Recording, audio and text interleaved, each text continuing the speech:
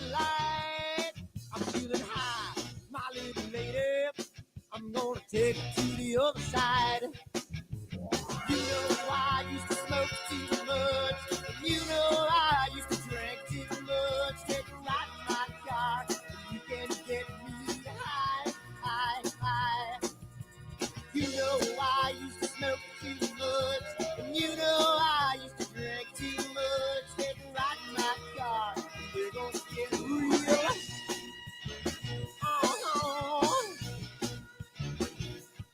I'm feeling good, my little lady. She's gonna take me to the other side. I'm feeling nice, my little lady. She's gonna keep me moving on. I'm gonna run till I drop to the break of dawn. Never gonna stop, she's gonna treat me right. I'm feeling good, my little lady. She's gonna take me to the other side. You know I used to smoke too much. And you know I used to drink too much. Take a ride in my car, and you can get me high, high, high. You know I used to smoke too much. And you know I used to drink too much. Take a ride in my car, and we're gonna get real. Come on, baby. Let's take a ride. I don't know where we're gonna go, but first, let's dance.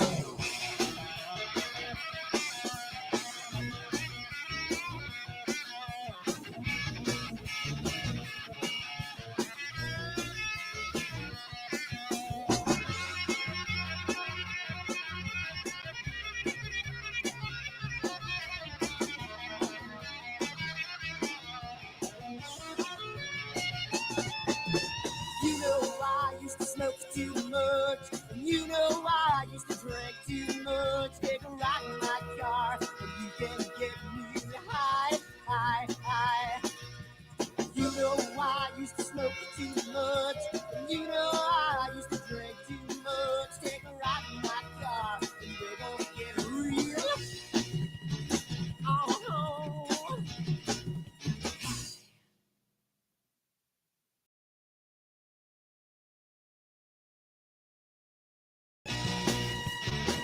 oh, I'm feeling high, my little lady. I'm gonna take it to the other side. I'm feeling strong, my little lady. I'm gonna keep her moving on. I'm gonna run till I drop to the break of dawn.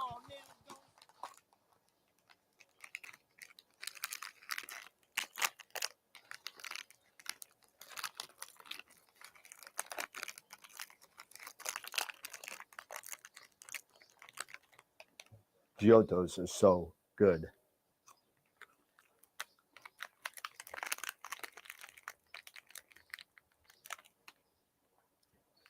These chocolates are, what?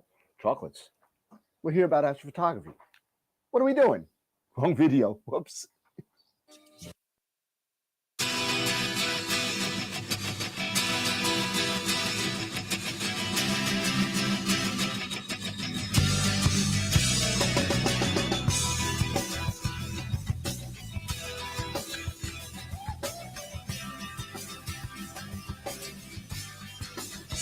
What have I done? Ooh, what have you seen? Early at night, got in the fight, in the candlelight, looking through the screen. Now what have I done? What have you seen? You know there's no future in love when a person has come in between.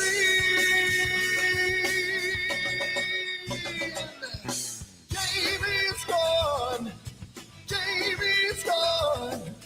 Can't look back, and now he feels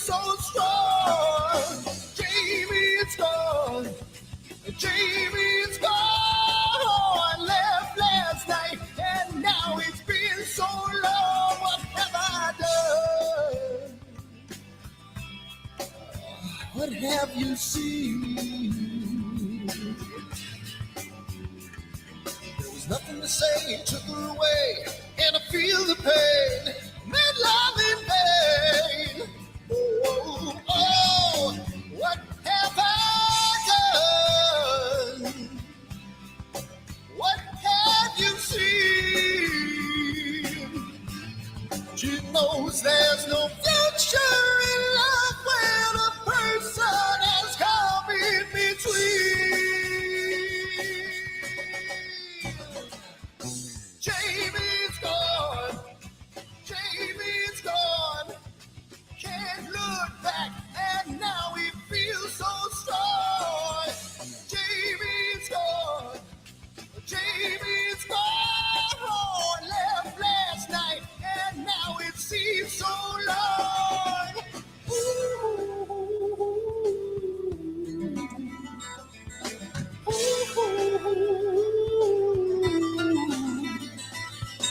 You can't hear these words I say when you're a million miles away. Yeah.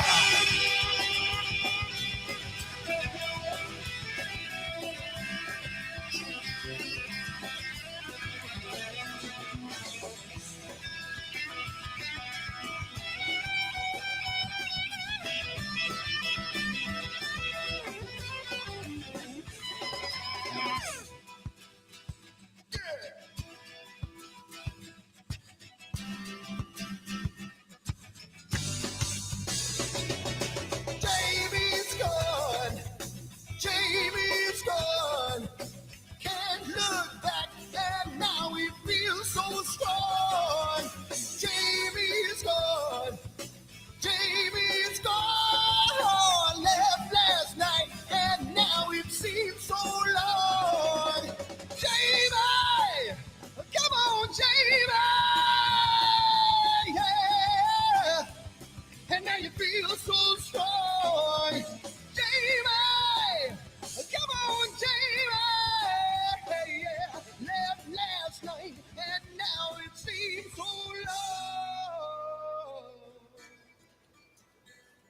What the hell's wrong with my telescope now?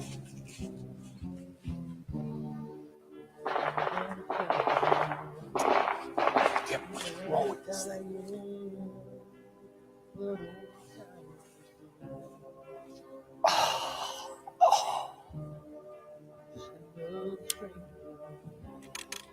The lost Lone Ranger, can I break this spell?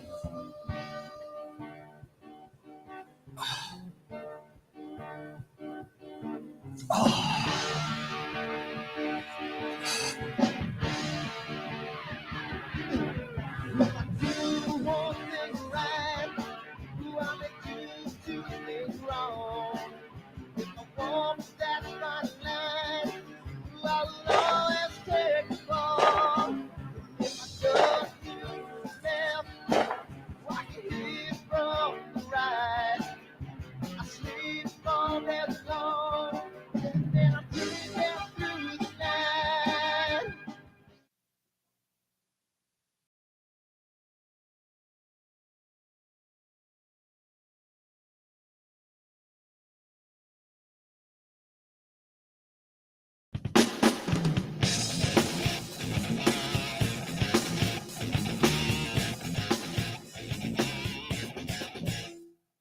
I've seen a lot of bankers, and I've seen a lot of cops.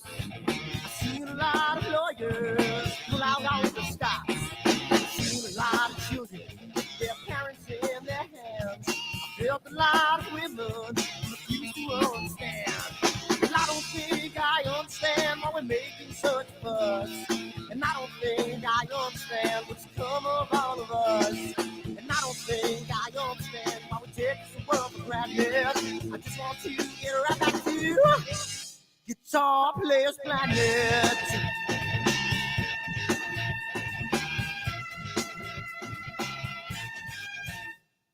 You see it in the papers, you read it every day. The riots and the fires going on in South LA. The muggers and the government, they're all wanting the same thing. They take you for your money, I'm whatever else bring. And I don't think I understand why we're making such a fuss. And I don't think I understand what's come of all of us. And I don't think I understand why we take this world for granted. I just want to get right back to Guitar Players Planet.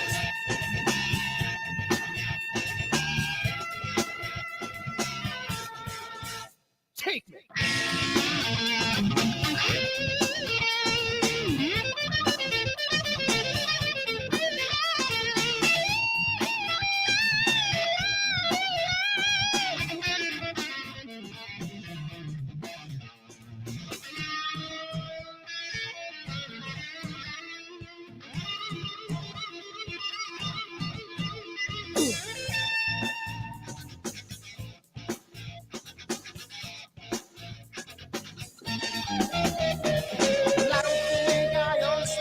Making such a fuss, and I don't think I understand what's come of all of us. And I don't think I understand why we take this world for granted. I just want to get right back to Guitar Players Planet. Guitar Players Planet. Guitar Players Planet. Guitar Players Planet. Guitar Players Planet. Guitar Players Planet.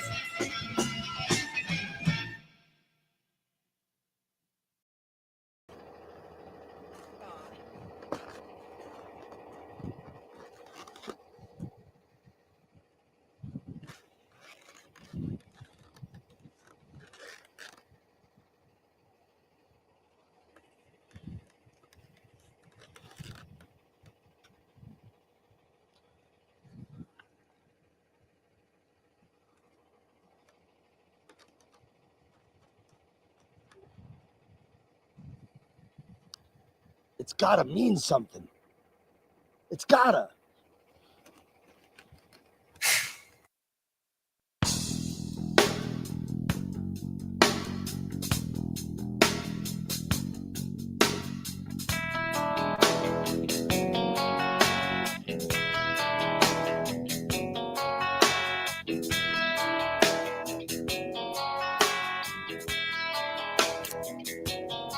All right.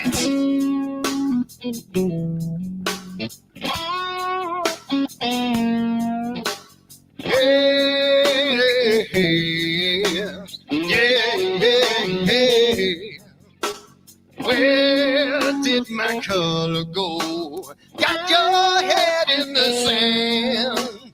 You can't be in control, using a powerful hand. I wanna be you, I wanna see you. Don't taste the kisses of hate. Don't try to tell me, don't try to tell me, don't try to say it's too late. You're gonna push me to the edge, back me in a corner, making me stand in your shoes.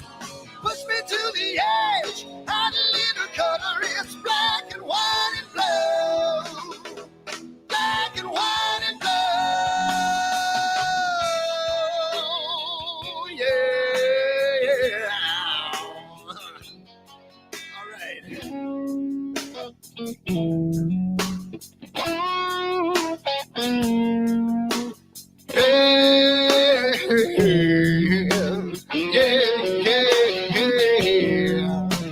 Cat learns to ring a bell. Rat gets free from the maze. We can be taught to love. We've got to learn a new way. I wanna see you, I wanna be you.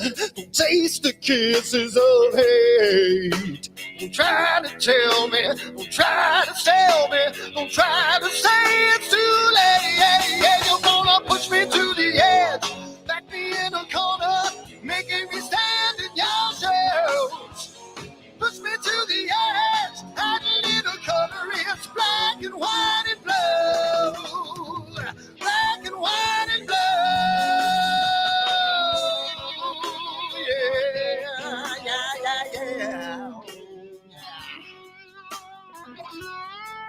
I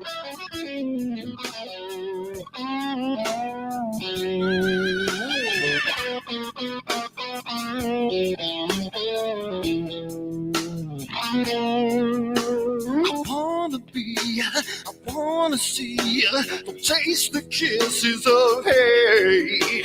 Don't try to tell me, don't try to sell me, don't try to say it's too late. Push me to the edge, back me in a corner, making me stand in your shoes. Push me to the edge, hiding in a color, it's black and white and blue. Yeah, black and white and blue. Black and white on the edge, back me in a corner, making me stand in your shoes. Push me to the edge, hiding in a color, it's black and white and blue. Black and white and blue.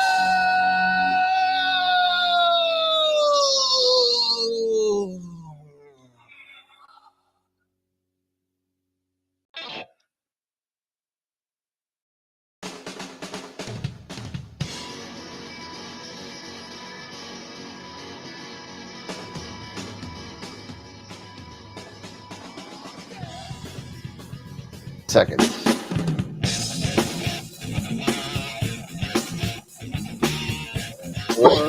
What's up?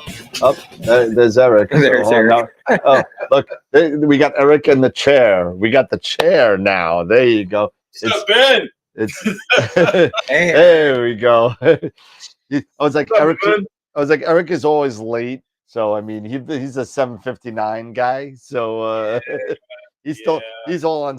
I gave you props. I said, you're in the middle of a big move, and I give you some slack there. But hey, it is what it is, man. It Yep. is what it is. well, we are here, and that ticker is moving very slow. I'm gonna have to change that. But oh my god, it's like 1 year subscription, blah blah. Okay. Anyway, but we're here tonight, and we are very lucky to have Ben from the Narrowband channel, and I know that a lot of people know who he is, and he interviewed us a couple of times at NEAF, and he's been a real kind of staple to the astrophotography community, and it's a real great. It's your first time here, Ben, so it's awesome to have you. So thanks for coming on and chilling out with us. It's great to have you finally. Yeah, thank you. Yeah. So I mean, I guess we will go into all the all the AstroWorld minutia with Astropalooza and all that stuff a little bit later. But for those people that possibly don't know who you are, why don't you give a little background on yourself and your channel and what you do and how you started and all that. All right, so my interest in astronomy in general began in the 90s, in the early 90s, I think. I was out chasing a coon with binoculars and turned them to the heavens, and yeah, I was like really wowed by what I saw. And yeah, I haven't really been able to stop since. I think by the time I went to college, I had already been through 5 scopes. Let's see here, and that's actually kind of a lot of what kind of directed my career choices too in life. Was I got an interest in photography because I wanted to see color in the space, because I was very disappointed in like my astronomy books, that I was like, yeah, you'll never see color with your eyes. The only way to do it is to basically take a picture of it, and in essence, you can kind of see color that way, although it's kind of an indirect way, but you get this sense of accomplishment by doing it that way. And I think arguably a similar appreciation too when you do the imaging yourself, and it's because you do the actual work. Because an astrophotography image isn't something you just go out and take. Okay, it is a project. Every image is a project. There are many different components and many different pieces, and you basically have to build that project until it's completed. And in a lot of ways, like none of these projects are ever completely done. Okay. You know, there's always more data you could do. There's always more tweaking you could do to it. So, but anyways, I went to college for graphic design, and when I was in graduate school for my business management degree, I taught the photography class at the college, and I was also the college photographer for about 2 years. And so I was able to manage all the resources that they had there, and they had some really cool old cameras. They were selling some of them there at the end. I wish I'd bought a couple of them because they had one of those Mamiya 6x7 centimeter cameras, which I don't know if you know, those are monster. Okay, like this guy here would look like a tiny little toy compared to, I mean, the lens alone would be this entire thing's size. Damn. You know, and that'd be like one of their normal, you know, fixed aperture lenses. But it was a lot of fun and everything in it. But then I got out of college and so forth and kind of started my career. Right now, what I do, I essentially do, I guess you could say I'm like an engineer / designer, because I design trade show booths, but I do it all in CAD.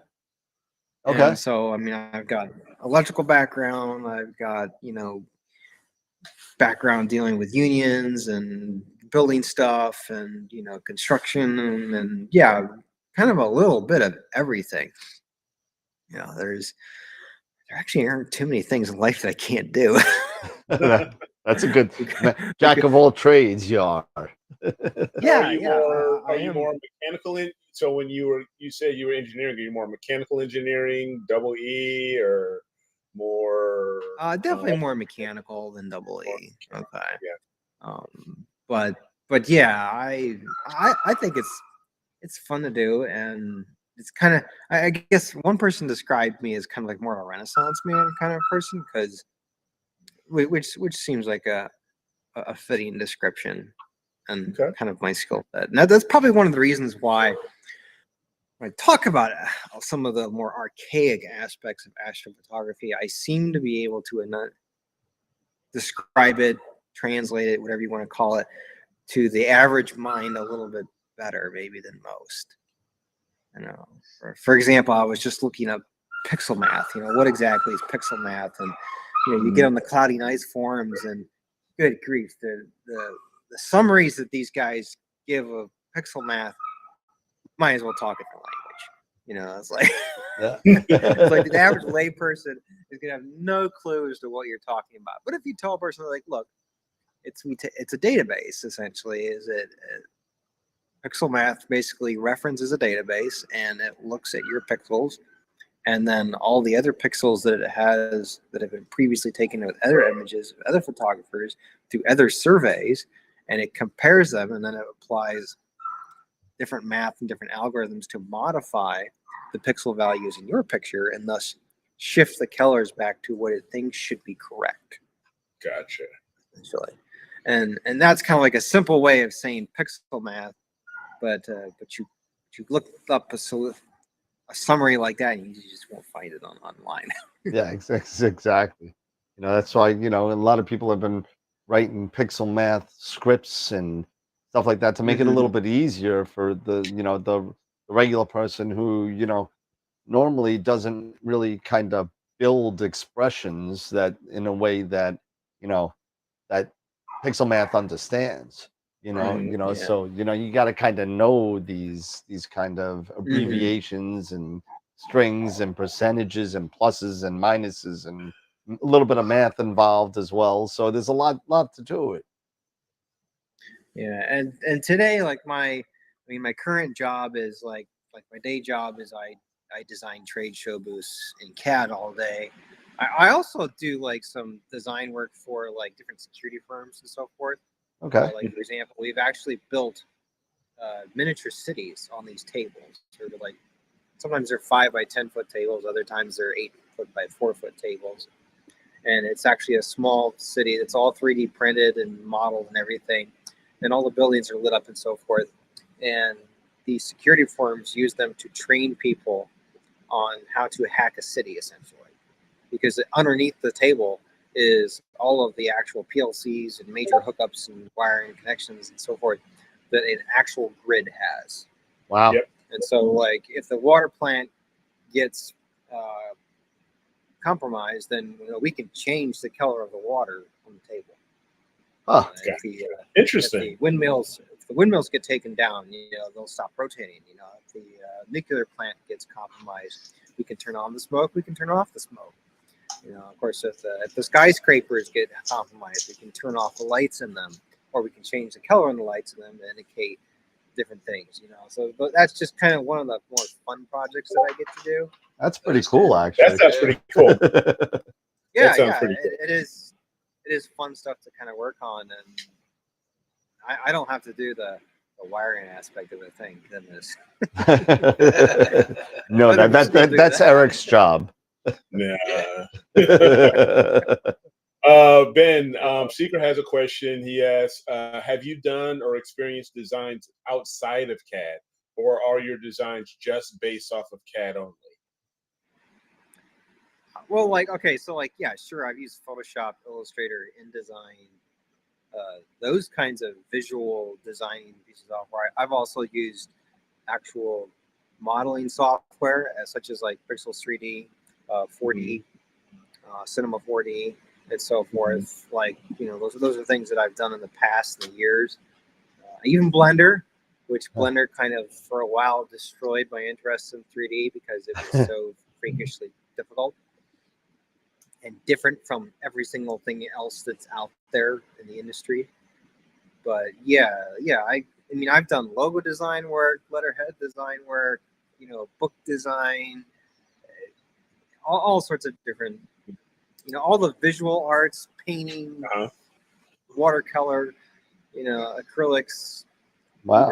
even some low release sculpting. I've got a pretty Have you done anything in SolidWorks? SolidWorks, no. No? Okay. Gotcha. I have not done anything in SolidWorks. I know a lot of engineers go to engineering school and are trained on SolidWorks. Yep. But I think SolidWorks is starting to lose a lot of market share to Autodesk. Yeah. Autodesk owns a lot of different software out there now, and just about every company I've ever dealt with has used Fusion 360 now, which is actually the software that I use the most. You actually got a lot of questions coming across the chat here. So, okay. Well, I think that pretty much sums up my career right now. Yeah. So Gotcha. I work for an exhibit house. I also have my own company. I design and manufacture my own widgets and crap that I sell myself. And then I do the YouTube channel. Gotcha. Nice. Yeah, because Seeker was also asking, do you do any 3D printing? Have you tried 3D printing? Do you do much of that? Oh, yeah. I even thought about making some products for astrophotography, and then cancer hit and everything, and so I've got like a bunch of things designed and printed and everything, and they're ready to ship, but just the time to list them. Yep. I hear you. On eBay and everything. I know the blue side-by-side rail that I use for one of my main rigs quite often, which you'll see in a lot of my videos. I machined that myself, and I actually did, I think, a dozen of those at one point. And I sold all the others, and I still have the one left. That's it. I need to manufacture some more of them so I can sell them again. I would love to give, who is it, ADM? Yep. I would love to give ADM some competition because their products, as far as I'm concerned, from a design standpoint, suck. They are absolute bare bones designs. Tell us how you truly feel. Yeah, really. What do you really think about these? Anthony is not going to be happy with you. No, just playing. It's all good. They need more thought, they're just like, most of them are just extruded pieces of steel with the absolute minimum amount of machining done to them, which I know maybe that's to cut costs, but I was like, my rail, like I compared it to like an identical product that they had, like their product, I think weighed 7.5 pounds. Mine weighs 3.5. Mm-hmm. And that's just through good design machining out pieces of metal that don't need to be there, So. Yeah. But here, there's probably more questions. Let's answer some. Hey, I was just gonna say, if you ever want somebody to sell you stuff, let me know. I'll throw it up on my website. I won't take a cut. It's all on you. I bought the machine it, right? ADM saddle for my EQ6, and it was far superior than the one that came with the EQ6. That's all I know. Oh, there you go. So the first question, let's see. What 3D CAD do you use from MX Quattro? Mostly Fusion 360. Yep. And now I do not print with Fusion 360. You can. I do my CAD cam though with for CNC mills and stuff, Mhm. like machines you see behind me here. But for printing and stuff, I use Orca Slicer most of the time because it works with my rat rig, which is my biggest printer. The rat rig, it's the biggest printer you can build that will fit through a doorway. Anything bigger than that, you're gonna have to build it in place, and then it's pretty much there permanently. Forever. Yeah, it's never moving. Yeah. And they just came out with a new model, and then I'm really tempted to buy it. But I think if I do, I'm gonna have to build it at work because they have big enough doors to get it out of the building. Should I ever want to take it home? Nice. It'll have two heads too, so I can print different colors without swapping filament or using an ooze block or a bleed block, we're gonna call it. But yeah, I use Orca Slicer. I also use Bamboo Slicer too for certain things, but most of the time I try to default to Orca Slicer because it runs all the different printers that I use. Because I've got some Prusas, I've got a bunch of Bamboos, of course, and Bamboo is supposed to come out with a new printer here this first of the year, and then of course I've got my big rat rig. Nice. Nice. Is there anything, I'm asking for myself, is there anything in particular that you are seeing missing in the industry that you would say, you know what, if they would have this, or this is something that's kind of cool, I would design this? Or do you think where the industry is going with the manufacturers, do you think they're keeping up pretty well with, things that people are looking for and hoping for? Or do you see this, like I say, something, maybe do you see something that you could say, you know what, I think there could be something here? There could be something that could be a possibility, or anything like that. I would say for the most part, the entire industry of the astrophotography industry and the astronomy industry is pretty well rounded. I wouldn't say that there's no missing teeth. Let's say it. Let's put it that way. Yeah. However, I think there's only one gap, and that's kind of really outside of the spectrum of the entire ecosystem. I would say that is in between consumer cameras and astrophotography equipment. There's no kind of like in between that kind of fills the gap between. There's no in between set of products, I should say. Like there's no company out there making these all-in-one scopes that have the quality of a DSLR. Gotcha. But at the same time, like have part interchangeability and are part of like an ecosystem that has multiple scopes and so forth. We're starting to see lots and lots of these smart scopes like the C-Star and so forth. You'll see that at that end. And then, of course, you've got our normal astrophotography rigs on the other end, which are quite complex, and they're usually made of many different components. What you're going to see, I think, is basically a filling in between those two zones eventually.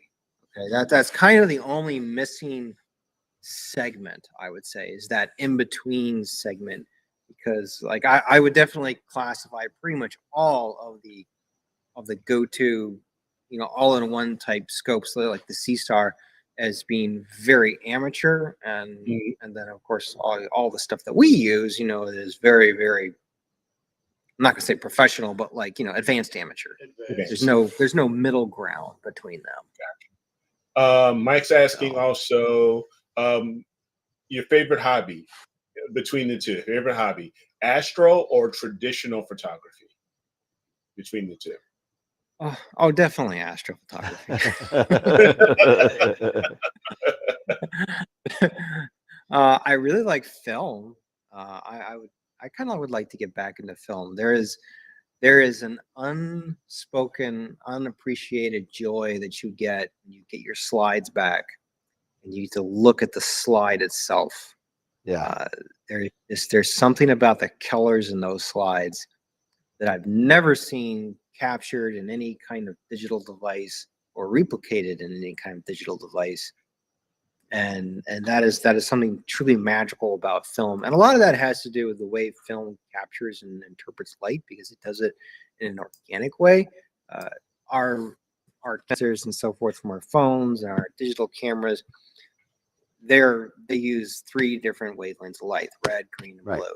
Whereas film has the ability to detect from many different points. For example, I'll use Fuji Velvia, for example.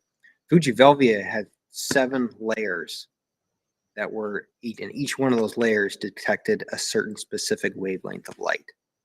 7. Wow. Okay, so that would be like a camera having, not just RGB, but it would be RGB. And CMYK and maybe a whole bunch of other spectrums UVBRI in between those channels. Yeah. In between all those channels, and it's detecting all of those.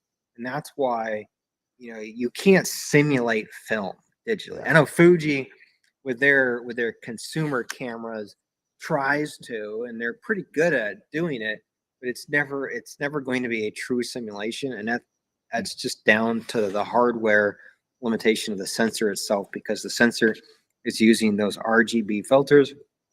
So you've really just got 3 different data points upon which you can measure each pixel by. You don't have 7 like Fujifilm does.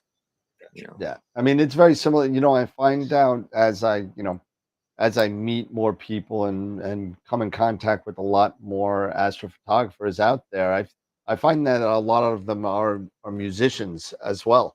And and it's very similar to what you're saying with film, except instead of a visual aspect, an audio aspect from original vinyl records, where you kind of have this sound that you get from original vinyl records that you're not going to get from a CD or a digital output that you would get, from film, which is more or less analog than, than digital. So there's definitely some sort of aspect there that kind of goes away once you get into that digital field, I guess. It's kind of like amplifiers, same way. Absolutely same exact. Oh analog yeah, tube tube amp have a much more warm feel sound. Absolutely. These newer digital amps, they pretty good at replicating, but it's still not missing quite the just same. something.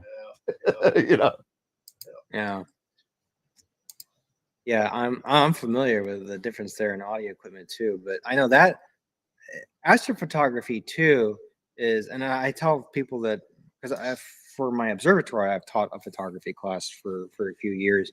I had to stop because of this cancer battle, but anyways, astrophotography is the most technical form of photography that there is.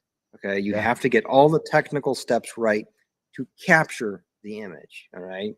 Now, once you do the post processing is very much interpretive, and that's kind of where you get to be artsy about it, so to speak. And if you look at my last video where I reviewed the ZWO 2600 MC or MM Duo, okay, we had 4 different people process those images, and you look at all 4 of them, they're using the exact same data. They look very different. Different. Because you get to be artistic on that end of things, and how you try to interpret and show what is in space using the limitation of our eyes, which there's kind of limited to like 3 different colors, red, green, blue.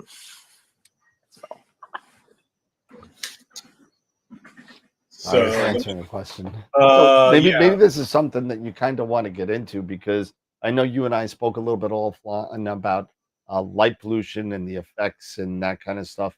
But there's a lot of stuff going on in the chat about some person, Mr. B, is struggling between getting a a 5-position and a 7-position filter wheel? What's the point? So basically, he's looking to go monochrome. Mhm. What's the light pollution benefits of going monochrome and shooting RGB as opposed to a color cam where you're shooting everything at once? I think that's one of the concerns that he might have. What are your thoughts on that?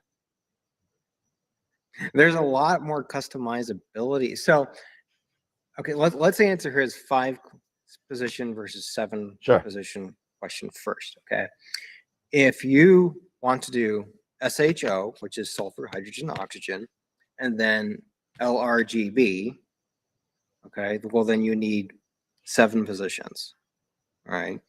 Now, if you want 5-position wheel, then you're pretty much either going to be doing all color with maybe some narrowband thrown in there. In that case, you would probably want to do LRGB and then throw in hydrogen or throw in oxygen, and then you would be able to do like some HOO or some hydrogen oxygen or some hydrogen RGB as they sometimes call it. Yeah, and use that hydrogen for your luminance. Yeah. In my opinion, the small cost difference that there is between the 7-position and a 5-position, I would go with a 7-position. I have some 5-position filter wheels, but I only have them when they necessitate for a really lightweight setup. Okay. Yeah. And I know I started with a 5-position, but once I got a 7-position wheel, I was like, dang, why did I ever waste my money on a second 5-position wheel? I need more. Yeah. Because all of my I have some 8-position filter wheels, and even those are full.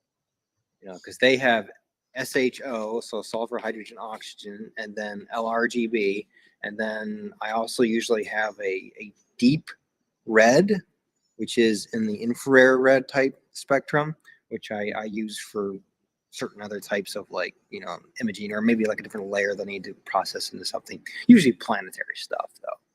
But when all that stuff is in your filter wheel, you want to get all your filters in your filter wheel, have them perfectly clean, okay, and then close that thing up and just forget about it for like a year, okay. Exactly. Because I know I just gave my data to a couple guys for this last video, and I think one of them commented and wanted to know if it had already been calibrated because there was no dust motes in it.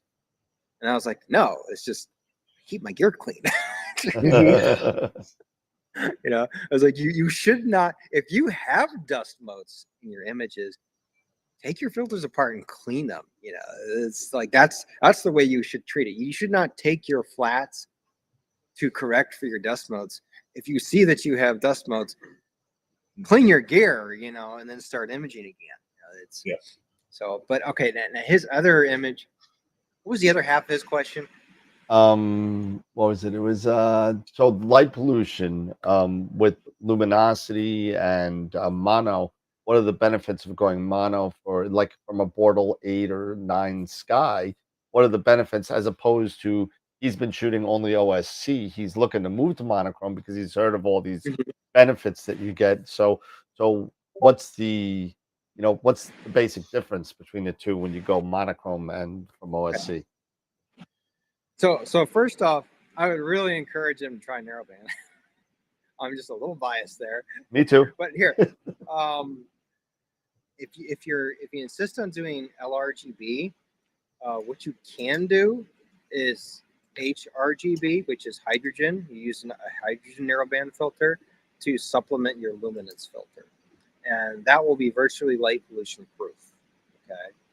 Another thing that you can do, and this is something that I used to do in the city, I don't do it as much out in the country now, is there's a Botter moon and sky glow filter, which is a broad spectrum type light pollution filter.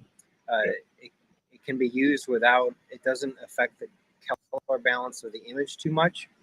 And you can put that in your luminance slot and use that as a luminance filter to basically kind of like reduce your light pollution in that respect.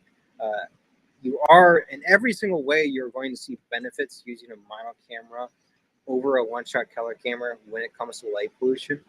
especially since you can basically time the different filters that you do with different optimum times. Okay, Mhm. so for example, Absolutely. when you're shooting red, okay, when you're shooting the red filter, I would do that when light pollution is at its peak. Okay, so like let's say if your object is kind of lower in the sky, it's in some light dome or something like that, well then shoot red. Okay, but when it's at the highest point, well then you probably want to shoot blue. Mhm. Okay, Yep. you know, because then you basically would you get to optimize essentially the parts of the sky that it's in based on the filter that you're using. And of course, in green can be treated kind of in between your red and your blue because it is between your red and your blue. So if you've got a mediocre night where you know it's not too low in that dome, but it's not too high up in the sky, well then that's when you shoot your green data, and that's how you can kind of like optimize with a mono camera because you can customize what colors it is you're taking based on what part of the sky it's in your light dome, so to speak. Does that make sense? Yeah, and that's also a good reason to kind of, take a look if you're a Nina user, or if you know where where your meridian flip is going to happen. On either side of that meridian flip, shoot that B, because that's where the highest part of the sky where your object's going to be, right? Because it's going to be transiting the meridian. So it's going to go through the meridian, and then it's going to start to set. So you do some B here, meridian flip, continue with the B for a little bit, and then shoot your G and your R on either side, just like he said, because that will really help you out. Not only as far as gradients are concerned, but it just helps overall as far as the color balance is concerned. It can also help you capture more nights where you wouldn't be able to shoot with the moons out. Yeah. So, for example, I do this all the time. So, with narrowband, like the only filter that's actually sensitive to the moon is your oxygen 3 filter. Yeah, and big time. it's actually not bad. Like it actually is still it's way better than shooting one shot Keller. But you know, it's just a tiny bit sensitive to that moon. So what I will do is like, let's say if I've got a moon that comes up at midnight, I will do all of my oxygen data before midnight. Then when the moon comes up, I program it to switch to hydrogen or sulfur, one of those two. And then the rest of the night, it does either sulfur or hydrogen when the moon's up. Okay. And you can do the same thing with your color filters, essentially. Let's say when the moon starts coming up, you basically would do your red imaging at that time, you know, or maybe your green, like maybe when it's low in the sky, you start with your green filter, and then when it gets higher in the sky, maybe you'd switch over to your red filter, and that will kind of minimize the effect that the moon has on your images, and also like will get you more time that you can image. You know, and that's the wonderful thing about a mono camera is that you will have more opportunities to image with a mono camera than you will with a one-shot Keller camera. Yeah, you will easily have twice as many nights, I think, that you will be able to image with a mono camera versus a one-shot Keller. Yeah, absolutely. I mean, I'm stuck basically narrow banding pretty much. I still play around. I dabble with RGB, but they just don't. Shoot Orion with it. Yeah, the bright stuff. Yeah, I could get, because it's short images. I tell the story every once in a while. I say, you know what, I want to do the Andromeda Galaxy this year. I did it a couple of years ago, and it's hard to do in a hard border sky, even though it's bright. You don't want to blow out the core. You don't want to do, you don't want to do certain things, right? So I said, you know what, I'm only going to shoot 30 seconds. That's it. I'm just going to shoot 30 seconds. I did 1,200 frames of 30-second photos. And I threw them in PixInsight and threw it in WBPP. And guess what happened? It crashed. PixInsight crashed. It just like, it couldn't stack all the rows because it didn't have any. And I have 128 gig of RAM. I have a Ryzen 9. I got a 16 gigabyte video card. So I mean, I'm good to go. But I had to make some changes. Sounds like you need to bend. Well, yeah, I could have Uh, done that, but but what I did yeah. was I was able to change some of the structure of the integration so that it was able Mhm. to get through all the rows. So I was able to get that stacking done. So it took a couple while. I had to call up my buddy Ron Breacher over and Sean Nielsen. I had to call them up to get some advice and say, "Hey, listen, guys, this thing keeps on crashing."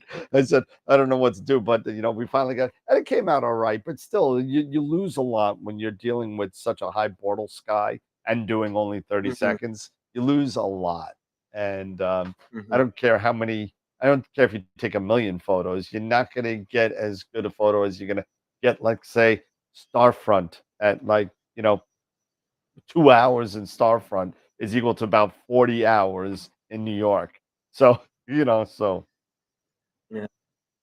Yeah, I use Oztop to stack. I know my last image, I can't remember how many frames it was in total, but it took 33,000 seconds to stack. wow. And how Never many? crashed. Well, it didn't freeze, but it took 33,000 seconds to stack. You know, Wow. I can't. I know it was. There was like 120 of each type of sub, and Okay. I did 300-second subs, and I did 600-second subs, and then I did. I think I had like 200 flats of each filter, and then I think I used 600 bias frames. Okay. It was a pretty big stack of frames. It wasn't thousands, but I know it was at least more than 1,000. That's for sure. Now I know with brighter target, well, brighter, I should say, backgrounds and so forth. I know getting your exposure longer is probably one of the biggest keys to getting Mhm. more detail. And I know a lot of people are advocating these short exposures and so forth. But here's the thing: when you stack images, okay, when you start combining images, let's say when you take one image, okay, well, you have the data that's in that one image. When you take two images, or actually, we'll go right to images, okay? When you take four images and average them together, you essentially double the amount of accuracy and the information that is in that image. And when you take 16 images, well, then you double again the accuracy of the data that's in that image. And then when you take 16 times 16 to get 256, well, then you once again double the accuracy of the information that is in that image. And that doubling happens infinitely forever. However, as you probably noticed, we went from 16 frames to 256 frames. That's a massive jump in the number of frames you have to take. Yeah. So what happens is you need to look at it as if you look up statistical bell curves, okay, it's a bell curve is what it is. And at first it improves very, very fast, but then it starts to level off, and it gets leveler and leveler and leveler. The longer you go, the more and more frames you take. And eventually, like it feels like it's flattening out, but it never completely flattens out. And this is a phenomenon that's in all of nature and everything. But what we can learn from that is that if we can take longer exposures, you can figure out a way to take longer exposures, then you'll do better than you would just taking more frames. Yeah. Okay. And so, like, for example, with your situation there with Andromeda, what I would suggest is to bin 2x2, which would allow you, which actually gives you more dynamic range, more Right. depth in the pixels themselves. And I would just do long exposure, okay, which is actually going to give you twice as much detail if you took, the same number of frames. But you won't need to take thousands of frames. You need to take like maybe 100 or 200 frames, but you'll get twice as much information versus it would if you were to take 50,000 frames or something like that. Yeah, Does well, that make sense? yeah, no, it makes total sense. I mean, I just wanted to see if I could do it. I mean, and that's the only reason Mhm. why I did it. And it came out okay. It was no A pod by far, but but it was okay. I mean, it's unfortunate, and I know Dave and Eric are the mad astrophotographers. I was, and all these pictures that I've taken behind me, that they're my pictures, but it's like one of those things where once I started to open the business, I kind of got put to the side a little bit, with the Astro. It just got taking a lot of my time, and I'm slowly getting back into it, and I want to get back into it. I got my retirement scope already. I got an AP130, and I got and I got a nice, I got a pier in the backyard. I got an EQ8R in the back, and I'm good to go. But unfortunately, I there's not enough time in the day to do everything. So, that's where I'm at personally. But Do you have any more questions from the viewers? let's see. Joe Sardina says hello. Mr. B says thanks, everyone, for the great information. Thank you, Ben. You're awesome. Let's see. A lot of stuff about narrowband filters. Let's see. Okay, well, here's one we could tackle with narrowband filters, Sure. and this is a question. This one doesn't get asked enough, but I know a lot of people struggle with, what should they do, and that's how narrow of a filter should you get? Okay, and my advice for people is that if it's your first filter, start with a 7 nanometer. Okay, don't I see amateurs go out and buy 2.5 nanometer filters, and 2.5 nanometer filters are hard. Okay, they're not hard just from the standpoint of like, yeah, there's less light. No, they're hard because your gear has to perfectly match those filters. If they shift the spectrum at all for that particular narrowband wavelength that you're shooting at, well, then you could be completely missing the target, so to speak, and those filters could be blocking every bit of light that you could be getting. And so you've got to. So I would say start with 7 nanometer filters. I shoot with 5 nanometer filters now. Okay, most of my filters are 7 nanometers. I have some 3.5s. Okay, and I also have some 3s. But out in the country where I am, I mean, there's no point in from this point forward, because of where I live, I won't ever bother getting anything narrower than 5 nanometers. I don't blame you. Okay, if you're in the city where it's a Bortle 7, Bortle 8, I know, then eventually you're going to want to get to the point where you can shoot with 3 nanometer or something like that. But you should get some experience first. Yeah. And even a 7 nanometer filter is going to do a fantastic job of reducing the amount of light pollution. I know a 7 nanometer filter, I think, reduces light pollution by a factor of like 90 or something like that. Yep. It's a significant amount. And it'll be way better than the days that you were shooting one-shot Keller and so forth. I know. I think a 5 nanometer filter is around 120x light pollution reduction is what you're looking at right there. And switching from like 5 nanometers all the way to like 2.5 or 3 is not that huge of an improvement. Yeah, okay? It's not. The improvement is a diminishing return as you go narrower and narrower.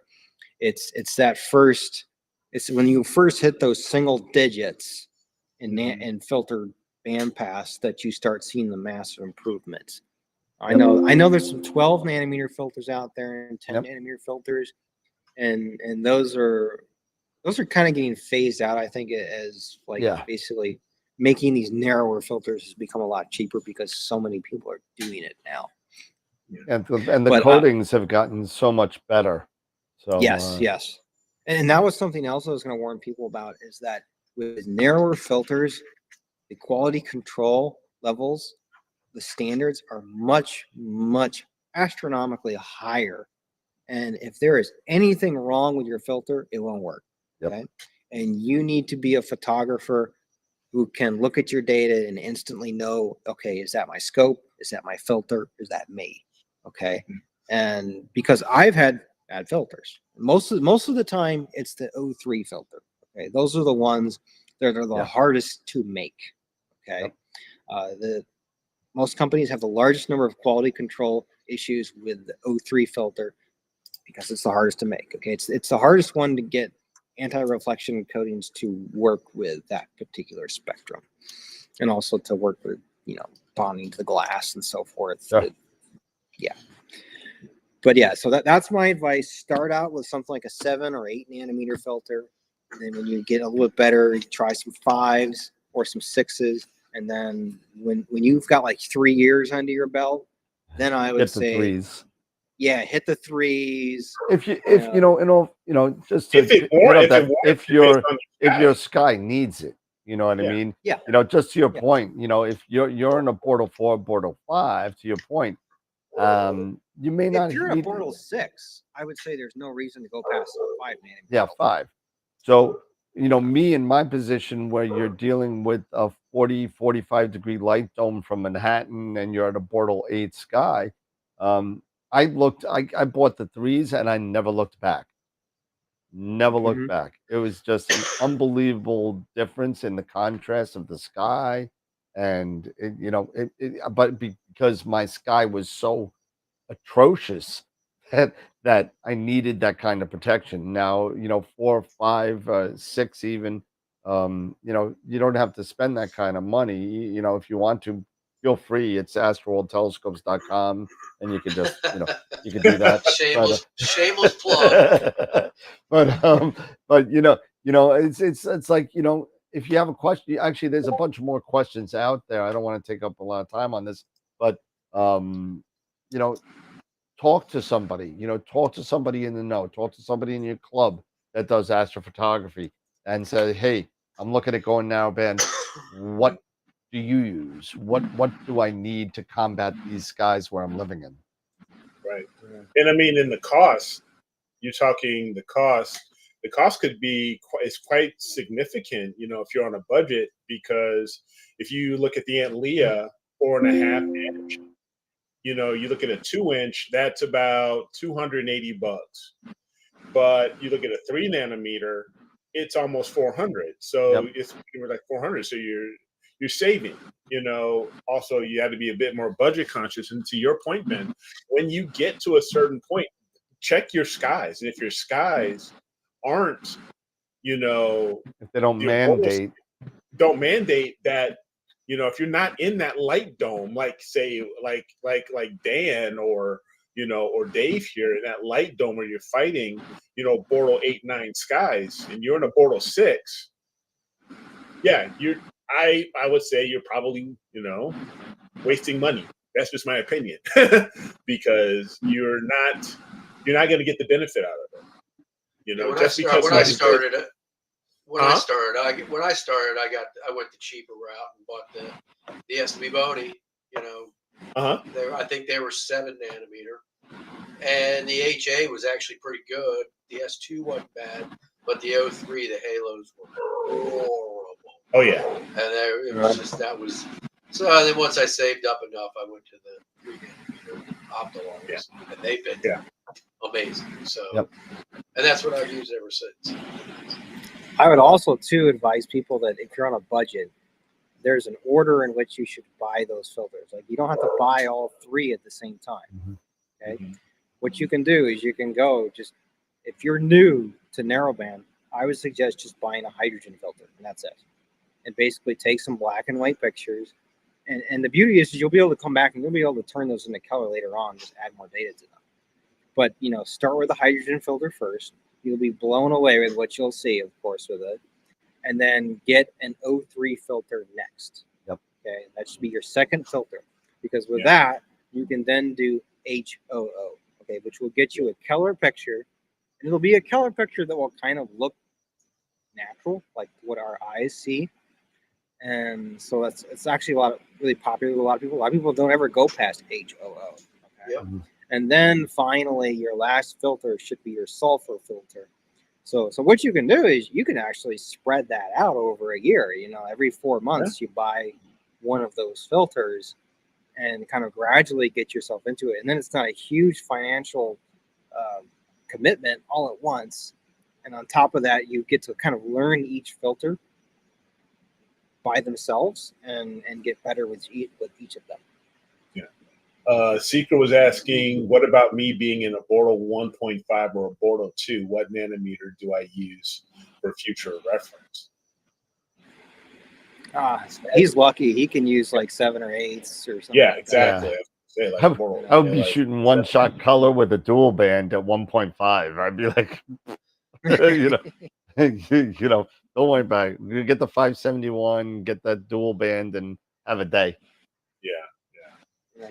Oh, there's always a reason to shoot narrowband. Like, Yeah, even when you're there out, is. like I've been under Bortle 1 skies out in Colorado, and when the moon's up, yeah, it's like being in the city. Yeah, pretty much. Yeah. Especially if there's snow on the ground too.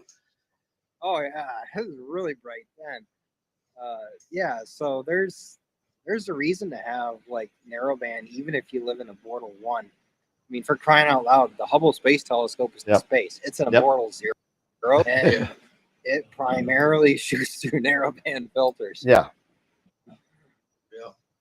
You know, it's really interesting because, you know what, to your point, and you know, even in the darkest of dark skies. I mean, I was in Nebraska for the Nebraska Star Party 2 summers ago, and you know, Bortle 2-ish. You know, I mean, it was pretty decent. Apparently it wasn't as dark as it has been in prior years because of some high cloud reflections, maybe. Um, but it was really cool, and I was shooting HA03, and you know, let me tell you, I mean, and I also had a second one. I had an RGB. I was doing I was doing the Seahorse Nebula, and let me tell you, I shot OSC on that, and I got about 3 hours on it, maybe 2 hours, and it was amazing. I got in 2 hours what would have taken me probably about 30 hours in New York, if not more, in New York to get, because it was just literally the first image popped up and you saw the seahorse and you saw the definition of the seahorse. Yeah. And that was only like a 2.5, 3 minute image in a Bortle 2 sky. It's amazing what skies will do for you. Something else I'll advise people, like, even though I'm a hardcore narrowband guy, if you're going to a star party that's on a new moon and you're in like a dark sky, leave your narrowband filters home. Yeah. shoot RGB or one shot color, because dark nebula, you can't get that kind of stuff where we are. Yeah. You can't get that at home, you know. Absolutely. I've seen guys go to Cherry Springs every new moon and go up there and shoot 03, their narrowband filters at like 5 nanometers. And I'm like, what? Yeah, that doesn't make that kills me. You know, as in that's why I just through Cherry Springs, I bring a 20. I bring the infamous 2600C that's been on permanent loan for like 3 years. And Bob, if you're still out there, I still have your camera. So you know, it's like this guy, great guy, lent me for 1 year. I was going to Cherry Springs. I said, I want a one-shot color camera. Can I borrow you 2600? Like, yeah, sure, no problem. So I have it. And I say, Bob, it's ready. He's like, nah, just hold on to it. It's fine. It's been 3.5 years now since I've had the camera. And it's like now it's on permanent loan on my 26 on my FRA 400 when I bring it out to Cherry Springs as my mobile kind of get up and go kind of thing.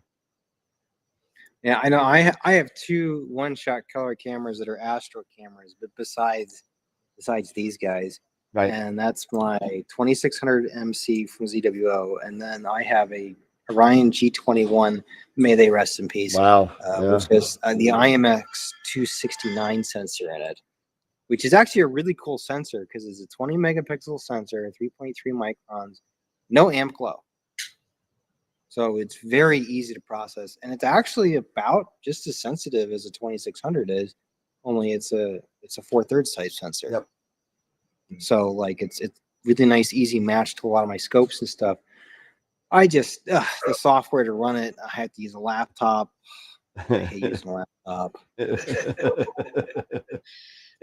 mean, I was out there using it not too long ago, and I was like, gee whiz, I've been out here 3 hours, and I hardly have just started actually taking pictures of this Oof. stupid thing.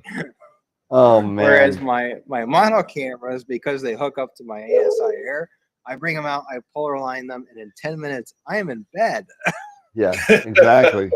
And everything else is automated. Yeah. And that's one of the things that's been awesome over the past, 7 or 8 years is the total automation of imaging. And from acquisition to meridian flips to guiding to whatever, everything is kind of very, very automated now. I guess the question is it better or worse when everything's automated? I get think more mine's a lot sleep. better. I was going to say I get more sleep. I don't know what sleep is anymore, but Yeah. Because if I lose a night because maybe something was wrong in the program or something like that, who cares? I'm gonna have a lot more nights. And let me put it this way: because of automation, I really do get more imaging done. yeah. Yeah. Even if the machine screws up, I still end up overall big picture. I get more imaging done because I set the equipment out more often. Yeah. And yeah, you set up every time you image, or do you have a permanent setup where it's there? All my equipment, all my equipment's set up all in one piece, and I take them out all in one piece, each rig, and plop them down the driveway and polar line them, and then I go in. It's so yeah. I don't have a dome or observatory. I would have started building my observatory by now if it wasn't for this cancer. Yeah. So I Yeah, can't start any big building mine's projects. permanently set up on the back deck, so I just cover it. So in the morning, I just turn everything off, throw the cover over it. If it's going to be good, all I have to do is uncover it, flip the switch, log into it. How set it. how connected is your house to your deck? Pretty connected. Pretty Yeah. connected. But I don't get any vibration issues. The only time I get vibration issues is when my dog has to go out. He goes out the dog door and down the stairs on the back deck, and it might shake it. All of a sudden, his PhD guiding is like a bad EKG. But it recovers quick enough. And Yeah. Once he comes back in, I might lose a frame. It's not that big a deal. Oh. Did you got any other questions? Did you guys answer the question from Tom? No, not yet. No. Yeah, Tom Peter was asking, what scopes do you use the most?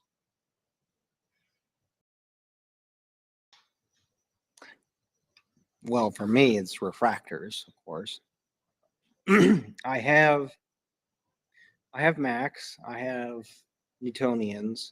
I do not have any RCs. I would love to get an RC, but when I do get an RC, I'm going to get a 16-inch. I'm going to go all out. When you're going to lose, lose big. Yeah. I've used RCs before. They don't intimidate me. Oh, I'm totally intimidated. Yeah. I'm totally. But anyways, for now, basically refractors. So I have 3 refractors that I use primarily, and I was actually kind of talking to Dan about this beforehand. So I have a 122 Apo triplet from SV Bunny, which I use and I really like a lot. It's actually a perfect match for the mono duo because it has a nice big imaging circle. It's very bright out to the edge where that guiding camera is. And then I have a Sharpstar 61 EDPH Mark II. Okay, one of the ones that they screwed up the design when they went from a doublet to a triplet design. And that one there I use quite a bit as well. And then I have now the mouse that those are on. So these SV Boney 122 is on an AM5, and then the Sharpstar is on a little Ioptron IEQ 25, I think it is. It's one of the old ones that didn't have had the older motors, the ones that make a lot more noise, but it guides great. So, it tracks really nice. And then I also have an SV Boney 102 millimeter E doublet, which is an Apo-ish scope. It's not like a true Apo.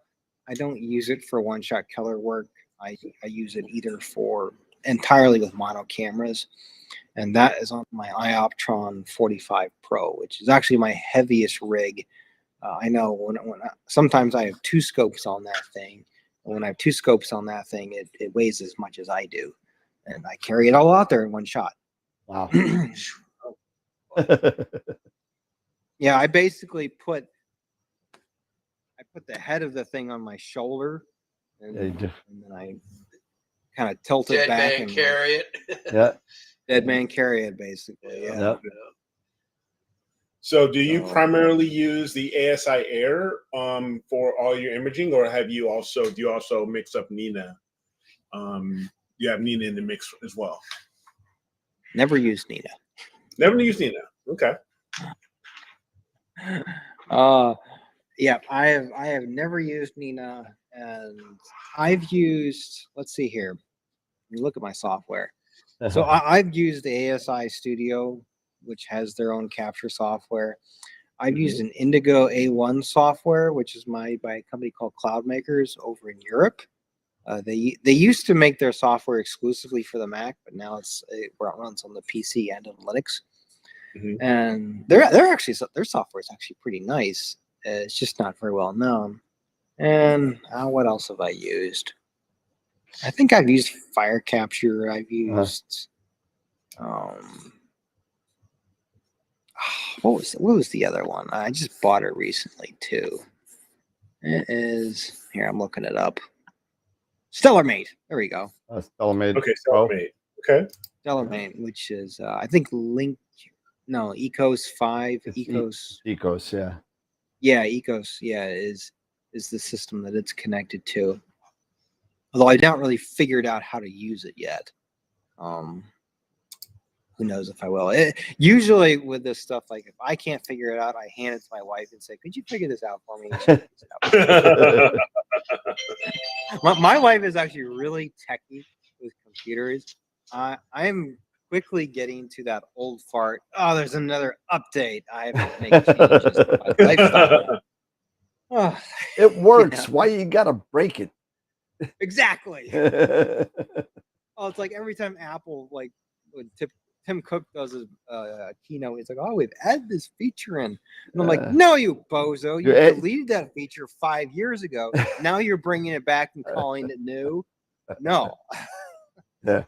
Not only did you add a new feature, but you broke 4 of the features that I like the spell check. Oh yeah. Oh. Seeker said he had a question from a while ago. Never got answered. You have to go back a bit. He was referring to 5/7 position. I thought we answered that question. No? We did. I thought we did. I thought we did. Danny Sakari had a question right after Tom's. Do you usually buy your gear for the filter or buy all the gear and then look for a filter that can fit it, basically? Oh, that's a really good question. So I usually buy my filters and then have built my gear around the filter, so to speak. So for example, like almost all my filters, okay, are optimized for scopes between f3.5 and f8. Okay. And so all the scopes that I bought are in a speed range that is in that zone. Obviously, because I have those types of filters, I don't have any f2 hyperstars. Gotcha. Okay. And actually, I think hyperstars is pretty much the only guys that you're going to have to worry about with filter like major color shifts. Basically color shift, band shifts that will like push you out of the transmission spectrum of your narrowband filter. You know, the hyperstars are the ones that you have to watch out for. Most of the other scopes are fairly easy to do. It's when you start getting into the really narrowband filters, then you got to be more careful. Okay. Yep. Even if it says that it works with a scope all the way down to f3.5, I wouldn't throw an f3.6 scope behind that. Right. That 2.5 nanometer filter. I would never do that. No. I basically Absolutely find not. a scope that was dead nuts right in the middle of its range. Okay, so if it's a filter that is good for f7 to f3, then I would look for something that was Like around an F5 f5. scope. Yeah, like a Okay. FRA 400 or something like that.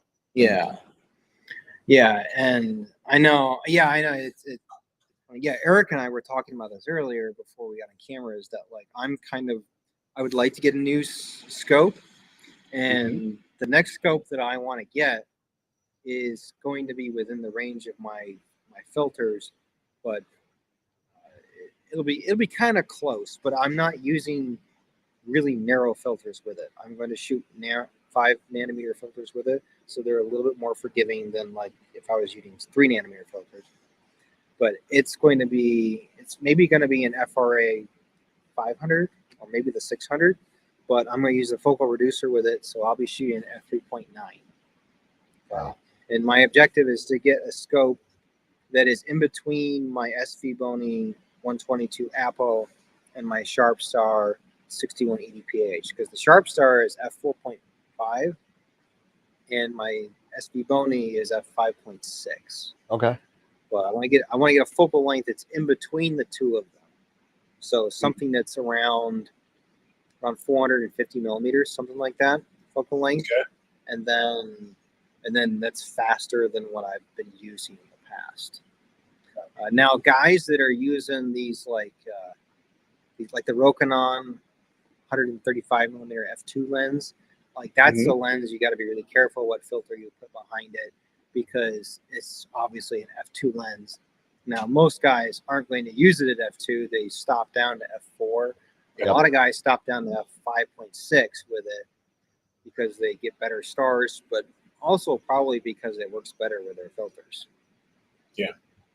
If they are putting a filter behind it. Yeah, that's what I do. So, that's what I do. I have mine at 5.6. That's what what I'm using it for mine. So yeah, I don't go down all the way down to f2. So, but I did find Seeker's question here. He was asking, how exactly can you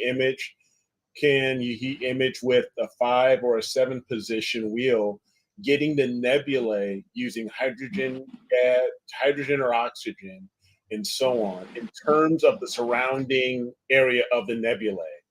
So he says he's sorry if the question is confused. It sounds a bit confusing. So it really, as far as the read it one more time. Yeah, he says, how exactly can you image with the 5 or 7 position wheel, getting the nebulae using hydrogen gas or in oxygen, and so on, in terms of the surrounding area of the nebula? Well, it really doesn't. I would still say, really, as far as the, position wheel, in the 7 position and stuff like that, that really won't matter as much. Yeah, that would matter nothing. That doesn't matter at all. When you want to make sure, if you're talking about, the filters and getting, the surrounding area around the nebulae, don't worry. Most things, at least as far as nebulae, most objects are pretty much all are hydrogen based for the most part. They're all hydrogen based. So you're going to, in that surrounding area, it's like basically a huge H2 HA region. That's basically the majority of the gases that you're going to be dealing with. So anything more like you're using for your oxygen, for your O3, that is probably not going to be as prevalent. Right, you're still gonna have it. You most likely are still gonna have it. Like say you have the Heart Nebula, or something like that. You're still going to have some oxygen out there, or the Pelican, or stuff like that. But say if you're shooting the California Nebula is pretty much all hydrogen. Yeah. So it just really depends on the target. So maybe he means, Tom's saying maybe he means an emission versus a reflection nebula. Now, an emission nebula, that is when you use narrowband. A reflection nebula is when you can use broadband. You know, there are some where you can use some hydrogen, but I'm actually shooting right now the embryo nebula in Perseus, which is NGC 1333. And most of that it's a reflection nebula because the starlight, the blue is reflecting off of, the blue is reflecting off of those dark,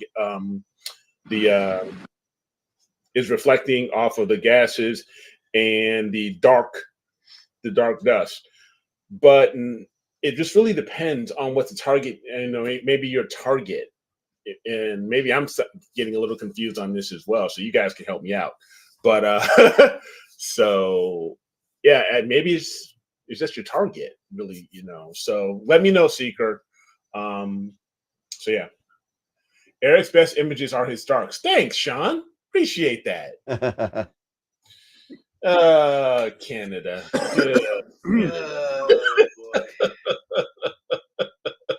Blame Canada. My answer. Yeah. Blame Canada. What's Eric babbling about? What am I not babbling about? Yeah, Eric babbles and I say nothing. So I mean that's what we do. Yeah. So basically, yeah, Dan makes me look like the idiot with the babbling. I just wait and then I say something stupid and then it redeems me. Yeah. After he says something stupid, then it makes Eric look good. That's what I do.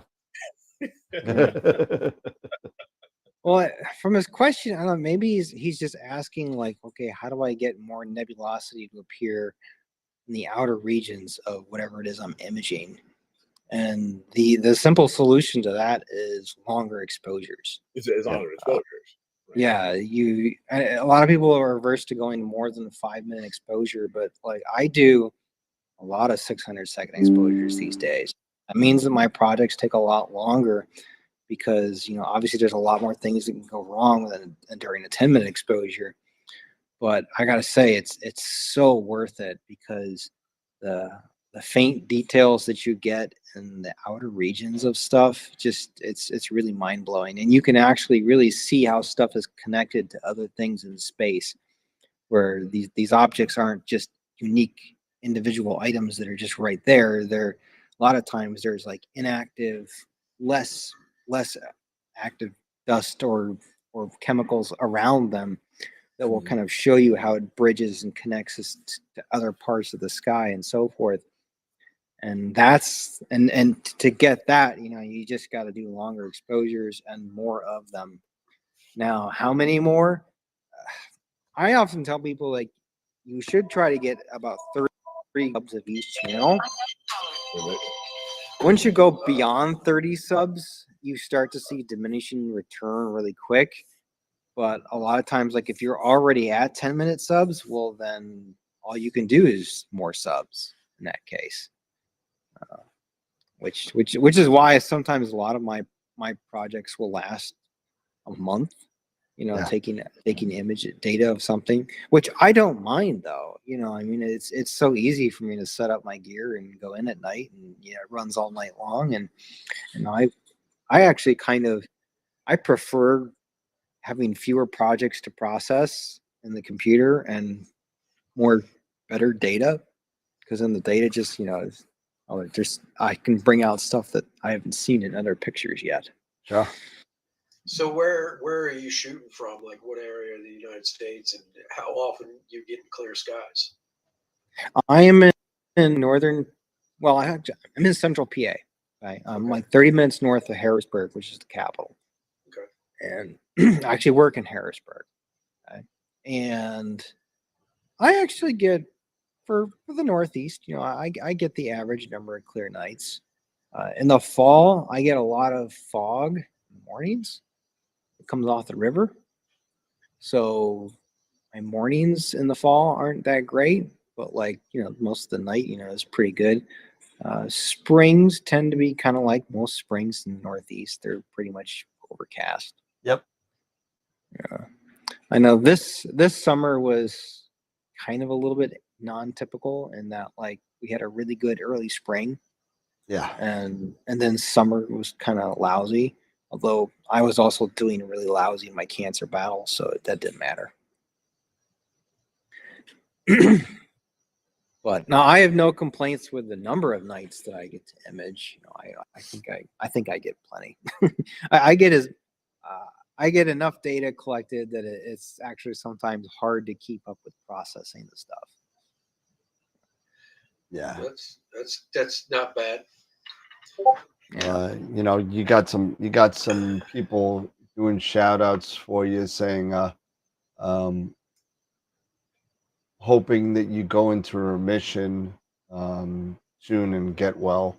You know, you got a lot of Well, good get well wishes out there. So you know, we all hope that, you know, everything is going looking up for you. So I mean, you know, we've all watched the you know, your videos, and you know, you brought it up a couple times, and you know, we definitely hope that, you know, everything um does work out for you, because, you know, you are a big part of our community, and we all love your videos. So I just want to say that. Absolutely.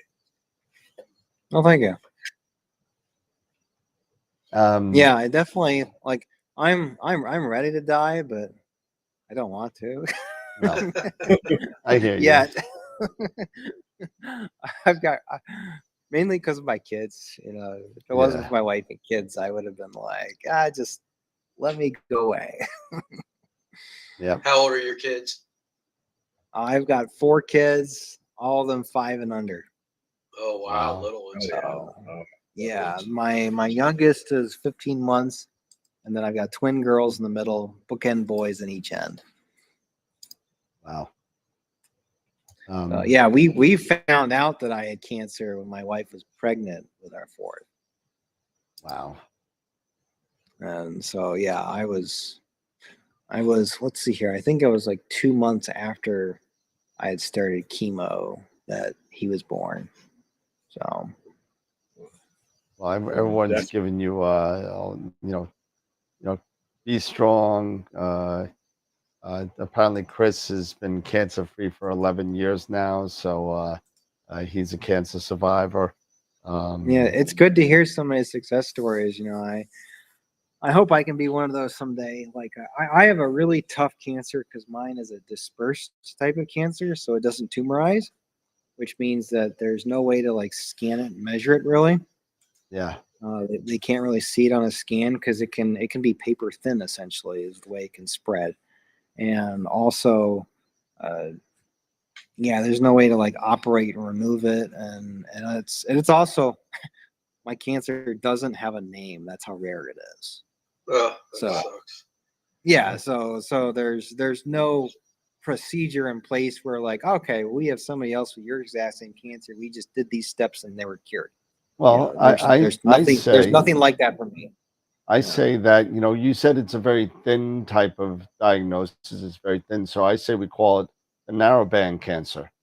And you know, so you know, I mean, you know, it's you know, it's refreshing that you have such a good outlook, and you're very, you know, Mhm. I've known you not a long time, but for a couple of years, and you know, and a bunch of people want to see you at Cherry Springs. Thomas Duff just asked if you go to Cherry Springs, and yes, you do. You know, We have been to Cherry Springs every year since 2019, wow, I think. right before pre-COVID. Yeah. We have not missed one. We even went to 2 years that they closed it for COVID, but you know, half of everybody still showed up and we still did it. Kind of like we just didn't Like an officially do it. impromptu kind of thing. Yeah, you know, like hey, there was no moon, the weather was good. Of course, Yeah, we're gonna be there. that's But awesome. Oh, yeah, so yeah, my son has been able to go to every single one of those Cherry Springs. My first time we went there, we took some bikes with us, and I got some video footage of him bouncing around on the back of the bike with my wife. So we had lots of good memories, and you know, we discovered my cancer when I was up at Cherry Springs. Actually, well, actually, it was like 3 days after Cherry Springs is when we discovered it. Wow. But yeah, we love to go to Cherry Springs, and I sure hope we can make it this year too. Well, we'll see, you know. Yeah, well, you better be in Neef again with the video camera, and you better, you know, come on by. My brother has the exact same cancer I do. You were set. Yeah, you told me that. Yeah, but he's lucky. It's only in his stomach. It hasn't gone to stage 4 like mine has. And so basically, they actually just last week removed his stomach. Oh. And so, yeah, his entire stomach. They cut the whole thing out, and they basically take your small intestine, and then they loop it like this, and they slit between the two of it and kind of sew it all together and make it into like a little bit of a chamber, and then they stick it to your esophagus, and that becomes a new stomach like for you, essentially. Like a retrofit stomach. Wow. Geez. Yeah, and it'll take him about a year to like get back to the point where he'll be able to eat like a normal person again. But for like many months here, he'll be on a mostly liquid diet, and it's a big lifestyle change for him for now. He doesn't have to go through chemo or any other crap like I've had to.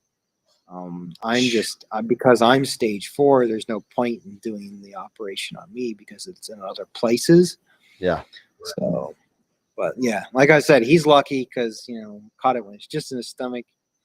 And so, yeah, he gets his stomach removed and then he gets to, you know, live a normal life. Eat ice cream. Yep. Ice cream and Jello and lots of water. So any other questions? Yeah, there is. Yeah, I've got one. What's been your favorite target to image so far, you know, in your astrophotography journey? Is there one that you just love to go back to every once in a while, like you would say is like a favorite? Oh, well, M43 obviously is one. I think M43 and the Seven Sisters are probably like the two.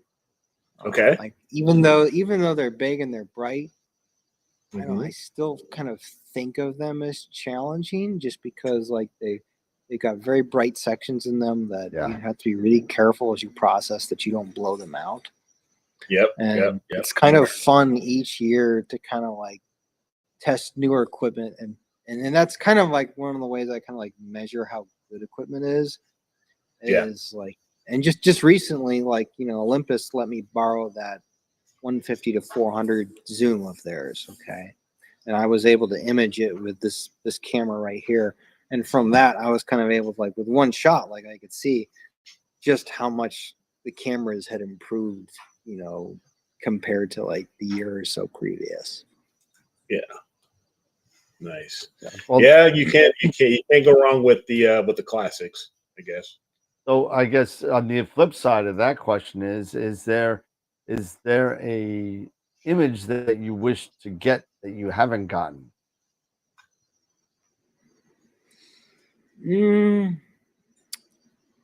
There's, I think the dolphin head is one that's kind of on my list that I haven't quite shot yet, and another one would be this is the squid that's in the Bat Nebula. Yeah.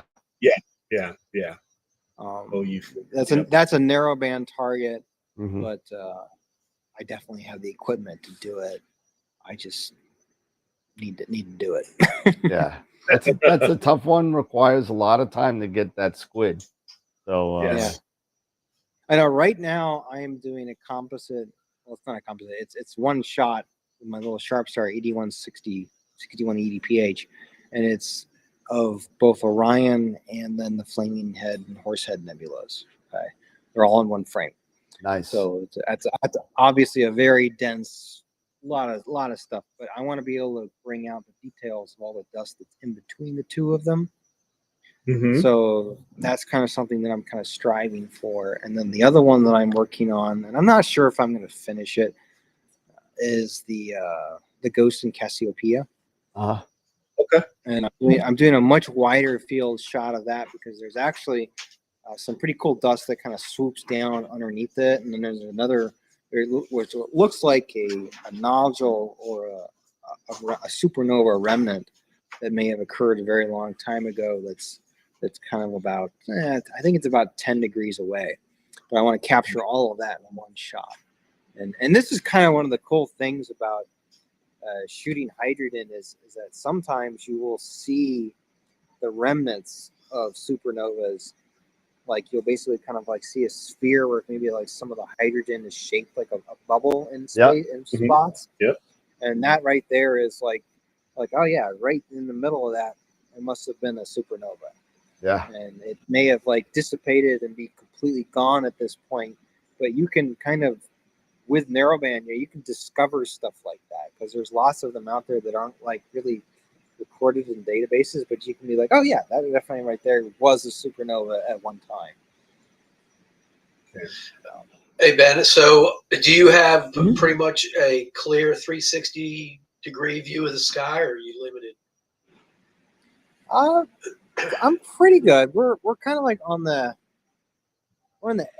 side of the hill, but I have a pretty clear view. The south is a tad bit obscure, but I can always just kind of go up the hill a little ways. Sure. That's nice. So yeah, I have a pretty good view of the sky. That's cool. Is there a particular? I would say there's no part of the horizon that is 10 degrees above the actual horizon. Is there a particular type of target that you enjoy more than others? Globulars, emission, reflection, dark nebulae, or other? I would definitely say emission stuff. Emission stuff that has a nice full complement of both sulfur, hydrogen, and oxygen. Okay, because then I can do my shifted Hubble pellet, which is my favorite thing to do, and that one there kind of really brings out a lot of chemical reactions that are going on in space. And yeah, that's kind of one of my favorites. Okay. I know the Lion is kind of one of my favorites for that because it's got a good bit of that going on. Yeah, it does. The Heart Nebula is a really cool one. Yeah. And the Seagull is. I did the Lion for the first time this year. I like that one. The Soul Nebula is another really neat one. And I think I'm going to try to revisit them again this year, maybe with the short scope. We'll see how it's matching up with this mono duo camera. So I have a question about that. So obviously guiding with that and using 5 nanometer filters. I take it that camera is just so sensitive it doesn't have a problem. Yeah, it's pretty amazing. And I even took a mask, which basically has a smaller hole cut out in it, and it turned my scope from f5.6 to I think f10, and put that over the scope, and was still able to guide just fine. And I was pointing the scope at a section of sky that didn't have any stars in the star chart. Wow, that's really amazing. Yeah. And yeah, it's just I know everybody who says that kind of camera, oh, it's never going to work. I was like, well, you're comparing it to something that SIG did, or SPIG, I'm sorry, 20 years ago. Yeah. Okay. Technology has really, really changed in the past 20 years. That is like saying in 1880 that, cars are never going to be faster than a horse. And then just 20 years later, 1900, yeah, there were definitely some cars that were like, passing horses. So, it's just technology has really, and it's going to get better too. Yeah, I mean, it's gotten crazy over the past couple of 2 years. I did see another question regarding the Sea Star, and I forget who asked it, but it just hit me in the head because you were talking about technology. What are your thoughts on the Sea? Well, we all know the Sea Star 50, the S50 came out. They've just recently came out with the S30. So what do you think I guess the vision was of coming out with the S30 as opposed to going out with something larger like an S70 before? Oh, they're going to do I'm sure they an are, but S70. what's the kind of, I guess that the I thought know they told me they process? were a year ago. Yeah, well, the same thing with the CAA and all the other stuff that that took a while, but I think okay. The reasoning for going for the smaller scopes first is that okay, everybody who buys an S30 and gets hungry for more, well, then later on they're going to come out with a scope that they will then be able to upgrade to. Mhm. Okay. Yeah. And in other words, you start at the bottom of the market and then you work your way to the top, kind of thing. And that's how a lot of companies, when they are going to develop a family of pieces of equipment and so forth for a system, they always start at the bottom and then work their way up to the top, because higher end equipment is always more complicated. Okay. And Right. so for you, the guy who's designing it and making it, you need more experience. So start with the really small, simple stuff first, because it's going to be easier for you to design something like an S30, okay, than it is for you to design an S70. Okay? And that's I'm sure they've actually probably kind of wished to themselves that they started with an S30 to begin with. But I think at the very, very beginning, they weren't really expecting the C Star to be as big a hit as it was. Yeah. But it was a gigantic hit, obviously. I mean, like when I went to Cherry Springs, good grief, that was the most common scope there. There were Yeah. more C Stars there than there were at any other kind of scope. I believe it. I know I saw a bunch of sea stars when I was there. Plus, I was able to see one of the Vaonis one. Not the Hestia, the not the one in the middle. Not the Stellina, the one, the Vespera. The Vespera yeah. was a Mhm. and saw one of those. Those just came out.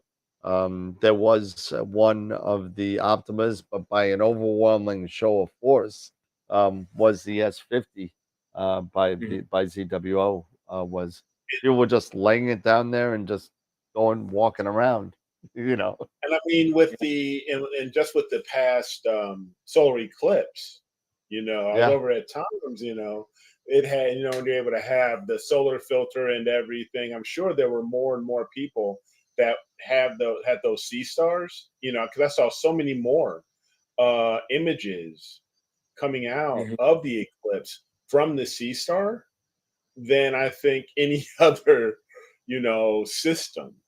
yeah, And it was because, hey, I can do this. It's easy. All you got to do is throw on the solar filter, and hey, have my iPad, and now I can share with my friends and family. Look, everybody, we can watch the eclipse right here from my tablet. Mhm. So it was pretty cool. And but yeah, and you see, even when we have our image of the week, contest, yep, we're seeing more, of these amateur, novice entrants coming in, and they're taking images from a sea star, and they're very impressive. yep. They are Mhm. pretty darn impressive. So yeah, Yeah, yeah, I really exactly. wish there was an aftermarket wedge available for it. Yeah, Well, Yeah. the That thing you could is, just well, tell the thing. maybe they'll build a internal rotator for it, so you don't yeah. have to have the on a Yeah. wedge. It'll Yeah. automatically I rotate the image for you. I would imagine that might come in the S70. Yeah. Okay, that would be my bet. But yeah, there is going to be an S70. I mean, they told me that, Yeah. and they were not at all embarrassed to talk about it. So Yep. Gonna be an interesting time for It astrophotography. is. It's gonna be It really cool. is. I mean, it's an interesting time now. I mean, I was just over at Sam's Club, and they're selling the dwarf, like the dwarf 2, for Well, under Mhm. now $400. the Dwarf 3. Now the Dwarf 3's out, you know, and so these smart telescopes, they're coming, and they're not going anywhere. I mean, it's just a matter of which one is going to fit your budget, and how much and what do you want to see, what do you want to get out of it. It's so interesting that it went from, I guess went from ASI Air to strainwave mounts, now to all-in-one smart scopes. I mean, what do you think? What's next? Well, I'm waiting for that AM7. Oh, yeah. I think a lot of people are like, why aren't you giving me a bigger payload? It seems like that's becoming a common theme, though. You get the one in the middle first. You got the AM5 or the S50. Then you go back a step. You go to the AM3 and the S30, and then you go forward past the middle, and then you go to the AM7. That, maybe part of that business strategy that you were talking about, Ben. So. Yeah. Well, I know an AM7 is in development, but we'll see when it comes out. Yeah. I hope it does come out soon, because that's the one that I would like tie a big scope to. I'd get something big for that. Yeah. Because right now, the AM5, you can go up to 40 pounds with the weight, a little bit heavier with a weight. Yeah, so heck, with a 70, with an AM7, maybe you can go 60 pounds, maybe even 70 pounds with a weight. With a weight, yeah. So you never know. Well, Ioptron, they've got a harmonic mount that it looks very similar to AM5. Yeah, the HA69. Yeah. I think they've got one that will hold, I think, 80 pounds. Yeah, with a weight. Yeah, and the HAE69 weight they say it can go up to 69 pounds without the weight, and then up to 80 some with the weight. So that's the one that I've been keeping an eye on and trying to decide. Maybe I'll pull the trigger at some point. So we'll see. The only thing I don't like about the new Ioptron mounts is they're black. Oh. It's like I don't like black equipment because I can't see it at night. So you know what? Wait for the Wave 200 from Skywatcher. At least it's green. You'll be able to see a little bit. So I was hoping theirs would be white. I was a little disappointed to see it was black and everything. Yeah, considering the EQ6, because I can look out my bedroom window, and even like on a moonless night, I can see if it's a white scope and everything, I can kind of see where it's pointed, and if it's tipped over and on the ground or something like that, I can see that. Yeah. It's black, I can't. I have to turn on the security camera and take a look. So Joe wants to know how you did with your Pepto-Bismol Galaxy. Oh, the Pepto-Bismol Galaxy. I saw him and Sean redid it. Yeah, I went back and I redid it, and I'll share it here really quick. Because I put this one on on the website. So I don't know if if Ben knows of the Pepto-Bismol version of it. So you may want to show that first. Yeah. So this is M33, right? Yeah. This is M33. Yeah. So this is my latest one. This one I just redid. So this is like my fourth rendition, my fourth attempt at it. Mm-hmm.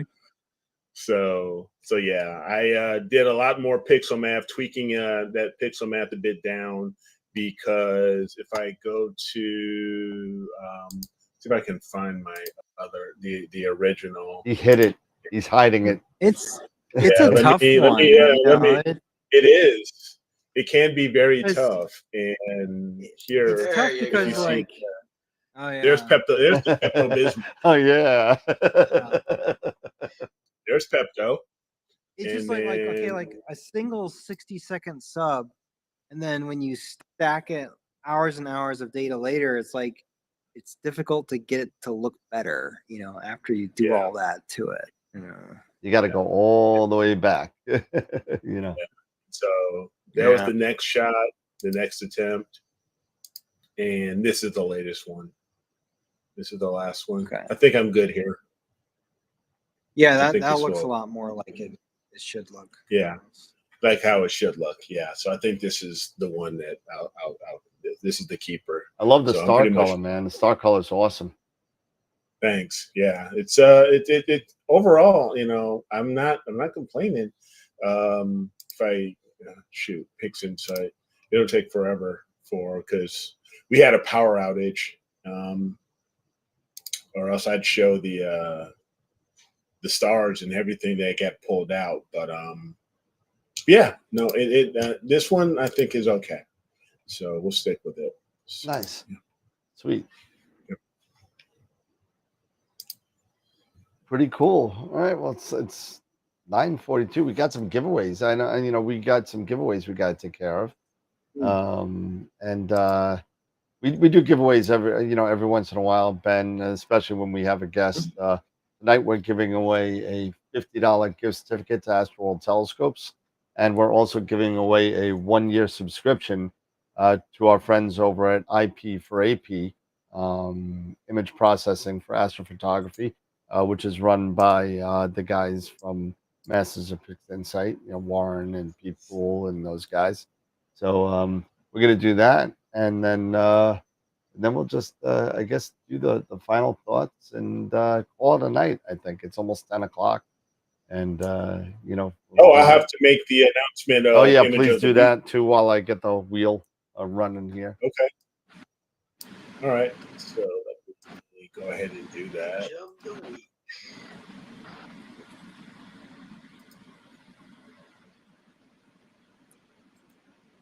Okay, so that's going. Let me fire this back up here.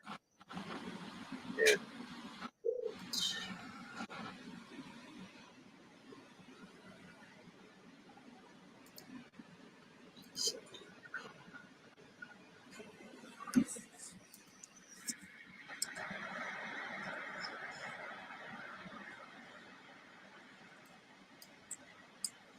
How many entries do we have this week? that's what I'm going to take a look. See here, it's coming up, and let me go to the poll. This one we had not as many for November. This is the last one for the for November. We only had 22 here, And one novice. and one novice, and only one novice. So let's go here, and we will share my screen again.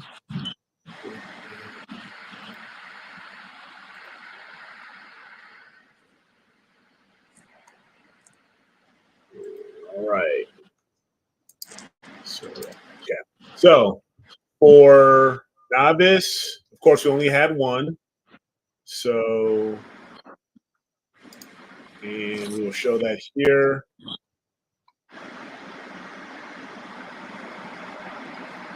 This was the Heart Nebula.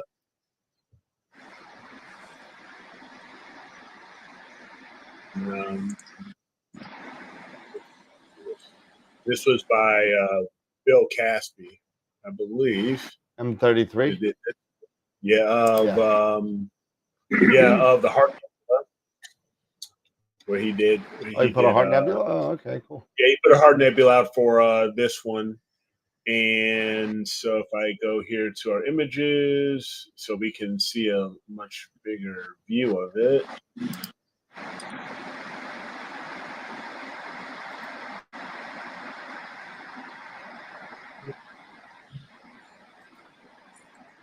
All right, there we are. Yeah, So Caspi. this was our so it's very nice. Very nice starless image. Starless image, yeah. Yeah, so very nice.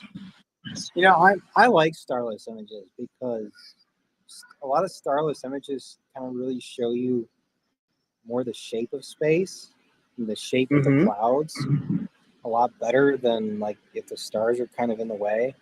And yes, and I know some people think that starless images are kind of unethical for some reason. It was like really like if our cameras were perfect, if our lenses were perfect, if our atmosphere was perfect, a star would never be larger than a single pixel. Yeah. So they would basically be just about invisible.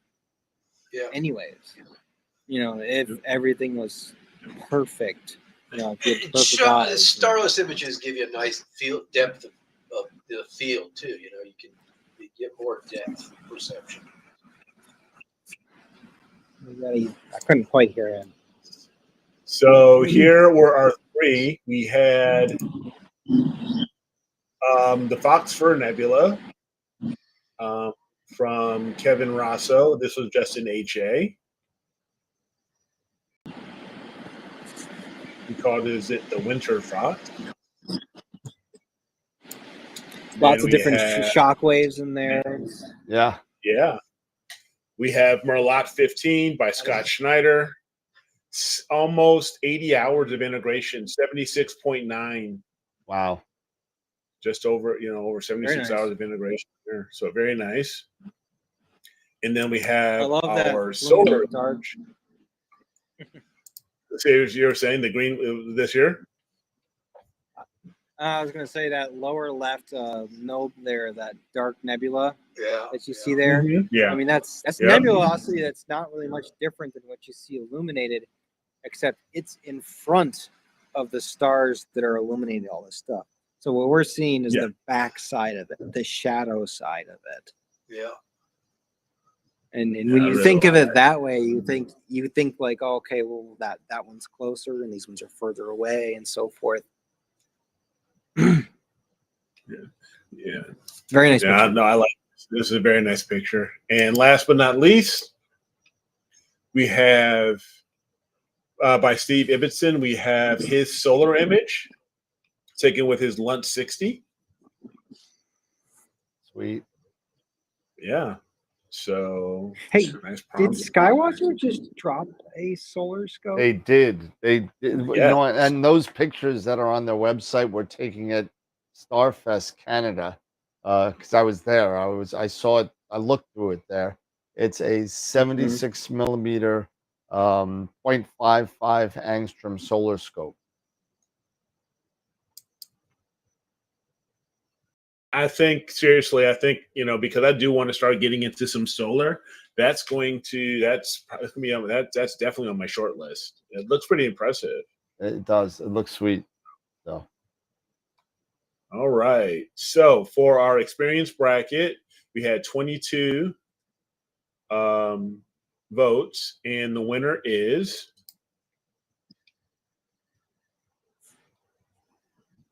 Merlot 15 by Scott Schneider. So congrats there, Scott. there you go, Scott. Congratulations. Yeah.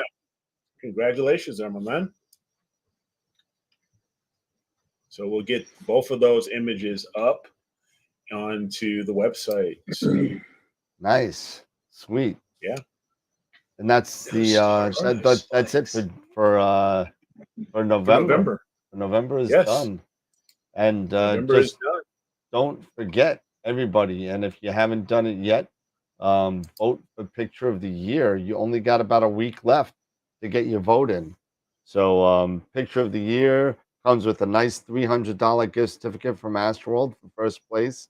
That's been mostly donated by members. So thank you to all the members who donated for the door prizes and the cash prizes. I mean, we couldn't have done it without you.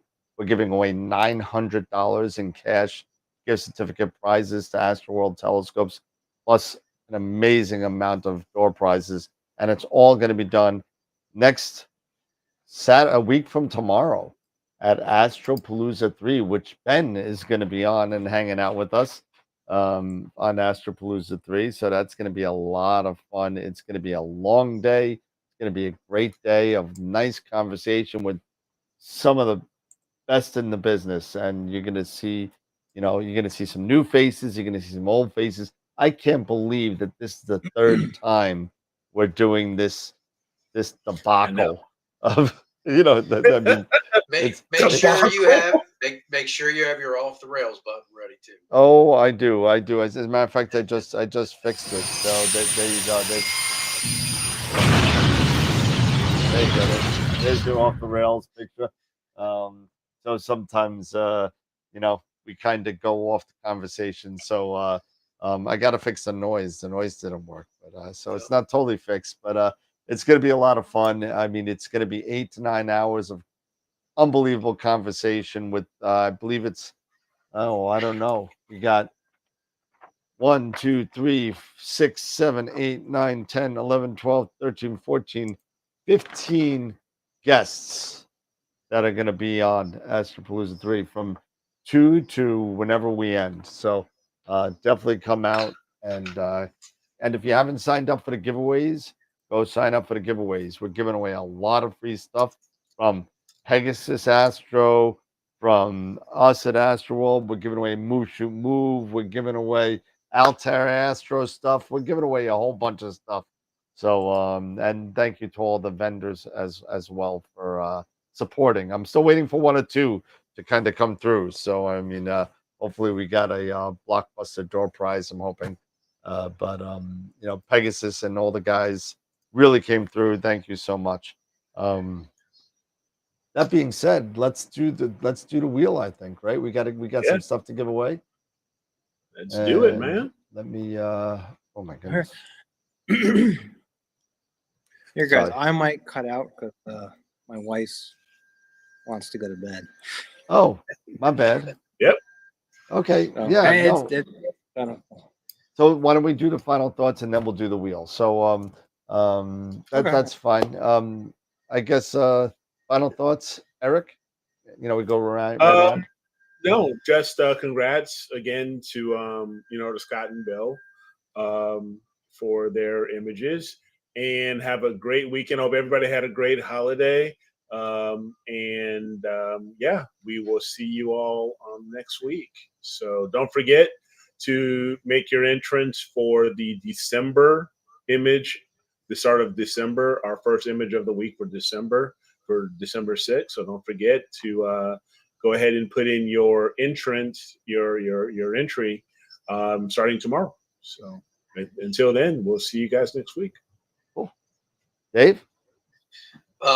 Thanks for joining us, Ben. It was nice meeting you. I always enjoy watching your videos. So, and you know, just keep fighting the good fight, my man.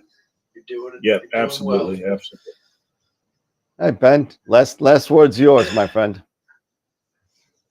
Oh, well, thank you for having me on. It's been a lot of fun, and I always like talking about this stuff. And as you can probably tell, I get passionate about narrowband. My channel is called that, and I think my closing thought to anybody would be like, don't let narrowband intimidate you, because it's not that bad. It's science like anything else. If you just put your mind to it, you'll figure it out. Awesome. There you go. Awesome. And Ben, you know, thank you so much for coming on. I appreciate it. I hope we'll, you know, have you on again after NEAF, you know, and we'll get together again. And listen, we love your videos. Keep on doing what you're doing, and it's great to have you on. So thank you so much for chilling out with us. I know your wife wants to go to bed. I don't want to, you know, talk all night, because I could definitely do that. But thank you so much for hanging out with us and spending some time with our members. And everyone is saying in the chat, thank you for coming, Ben. All my best. Keep fighting. You'll make it through this, man, and more, plenty of years to come. So looking forward to hanging out with you again, my friend. All right, thank you guys. All right, Ben. You have a good night. Take care. Take care. Well, bye. Bye bye. All right, so we'll get right to the. Let me see if I can make this change. I'm gonna make this change on the fly here, but it's of course the whatchamacallits won't work out, so it'll be Eric's gonna be Ben, I think, if I'm doing this right. So and yep, I was right. So Eric's gonna be Ben, and you know, so it's been a great time. He is such a great guy, man. Yes. He's awesome. You know, I've met him a couple times at NEAF, once at Cherry Springs, and it's always been a blast hanging out and imaging and you know, conversing with him. And having his passion about astrophotography. And a lot of people may or may not know this, but he actually started his channel based on the 4/3 sensor and a lot of the Olympus cameras. And it was really cool to watch his channel grow throughout the years, and good to see him. And it's great to finally have him on, and he'll be on Astropalooza too. So it's gonna be cool. Yep. All right. So let's do the wheel. If I could do this real quick, and hopefully, let's see. Do I have this on here? Of course not. Give me 1 second. I didn't turn on yet. See, I switched things over to another computer, of course. So it's going to give me 1 second to open this up. There we go. I got 3 mice over here, so it's kind of interesting to do this. 3 blind mice. Yep, pretty much. Pretty much.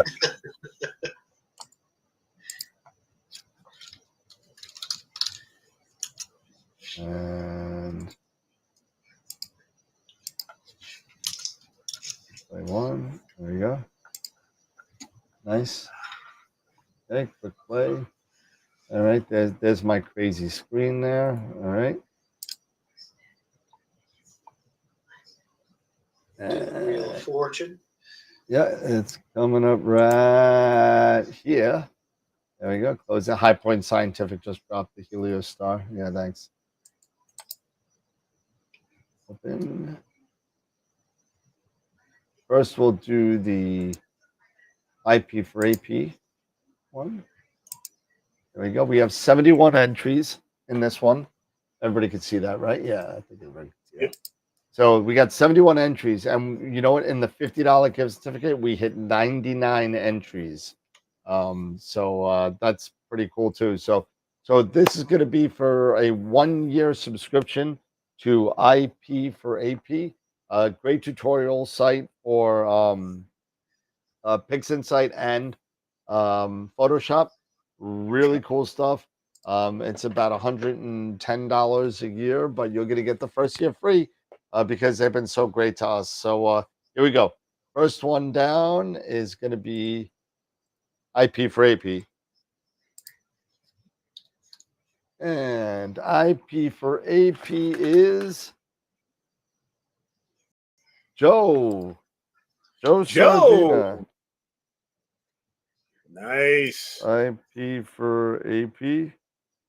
And let me know if he declines that, because I know sometimes he does, but if he does, that's fine. If not, no big deal. Joe, you'll get an email because I can't see the chat. So yeah, he actually he may have already signed off because he was saying good night all. Okay, so he'll get it, and if he doesn't want it, we'll put it back up on Astropalooza. How about that? So that's fine. All right, and then we got the $50, 99. Look at it. You can't even read the names on here anymore. 99 people are on there. So crazy amount of people on there. Here we go. $50. And the winner of the $50 is Stephen White. Stephen White. $50 make you holler. There you go. So congratulations to the winners. Awesome stuff. So I like giving about money because you know what? Patreon pays for most of it. So thank you for the Patreon members. And if you're not a Patreon member, go to our Patreon site at AstroWorld TV. And feel free to donate $5, $10. It all goes back to you. It really all goes back to you, and some of it goes to Neef, but most of it goes back to the membership.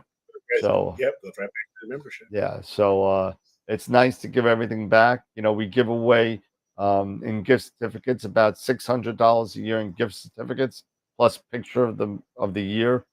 The AstroWorld donates $300 to pictures of the year. So we donate about, with the prize and everything, about $1,400 a year back to the members from our Patreon membership. So thank you everybody who has been supportive to us, whether you're on Patreon or a subscriber on YouTube. I can't thank you enough. Looking forward for Neve. We got 2 tables again. Dave's said he's definitely going to make it this year. I'll try. But hey, listen, it's going to be a lot of fun again. We're going to have a lot more product there. We're going to have more Player One. We're going to have Wonder Astro. We're going to have a whole bunch of stuff there. It's going to be a lot of fun. It's going to be crazy. So we're almost probably, maybe next year, 2026, we might get 3 tables. So hey, we'll see. More the merrier. We'll see. More the merrier. 3 tables is good, right? So yeah. Maybe I'll buy some mounts to put around, because I didn't have a lot of mounts last year, but I had a lot of telescopes. More mounts. There you go. More mounts. Hey, everybody likes those. Nobody wants to win his house. Portal 8 and wires. No, you don't want to buy my house. Dan's giving away the house. Nobody wants it. Nobody wants my house. Nobody wants my house. Dan, how many computers do you have in the cockpit? Well, I got the show computer. I got my Pix Insight computer. I got 2 computers in my rack mount over there. So that's 4, not including the one upstairs for the wife and laptops galore and everything. So, just for this room, I have 4 computers running pretty much everything in here. But the main computers are the 2 that I have here. The one that runs the show, and the other one that runs Pix Insight for the show and my processing. So that's what I got. Now, if I only had like data to process, then that'd be, I'd be good to go. But different.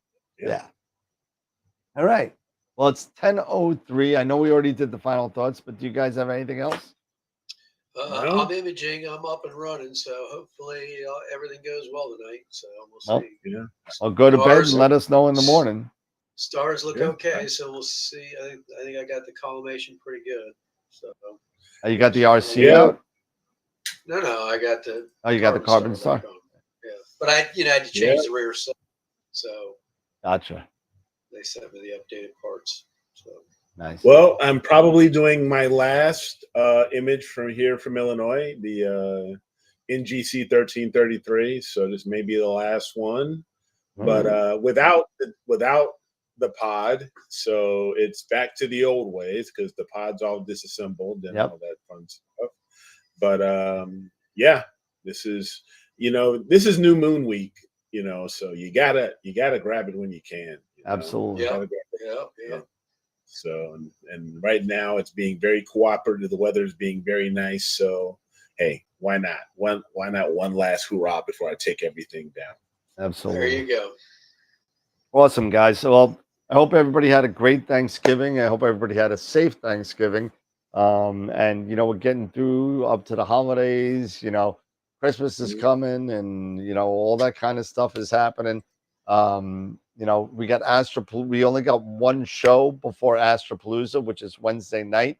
Probably going to be a short show, because we have a lot of stuff to prepare for. And the 7th is going to be an all-day affair. So be prepared to catch us. And it will be on for replay.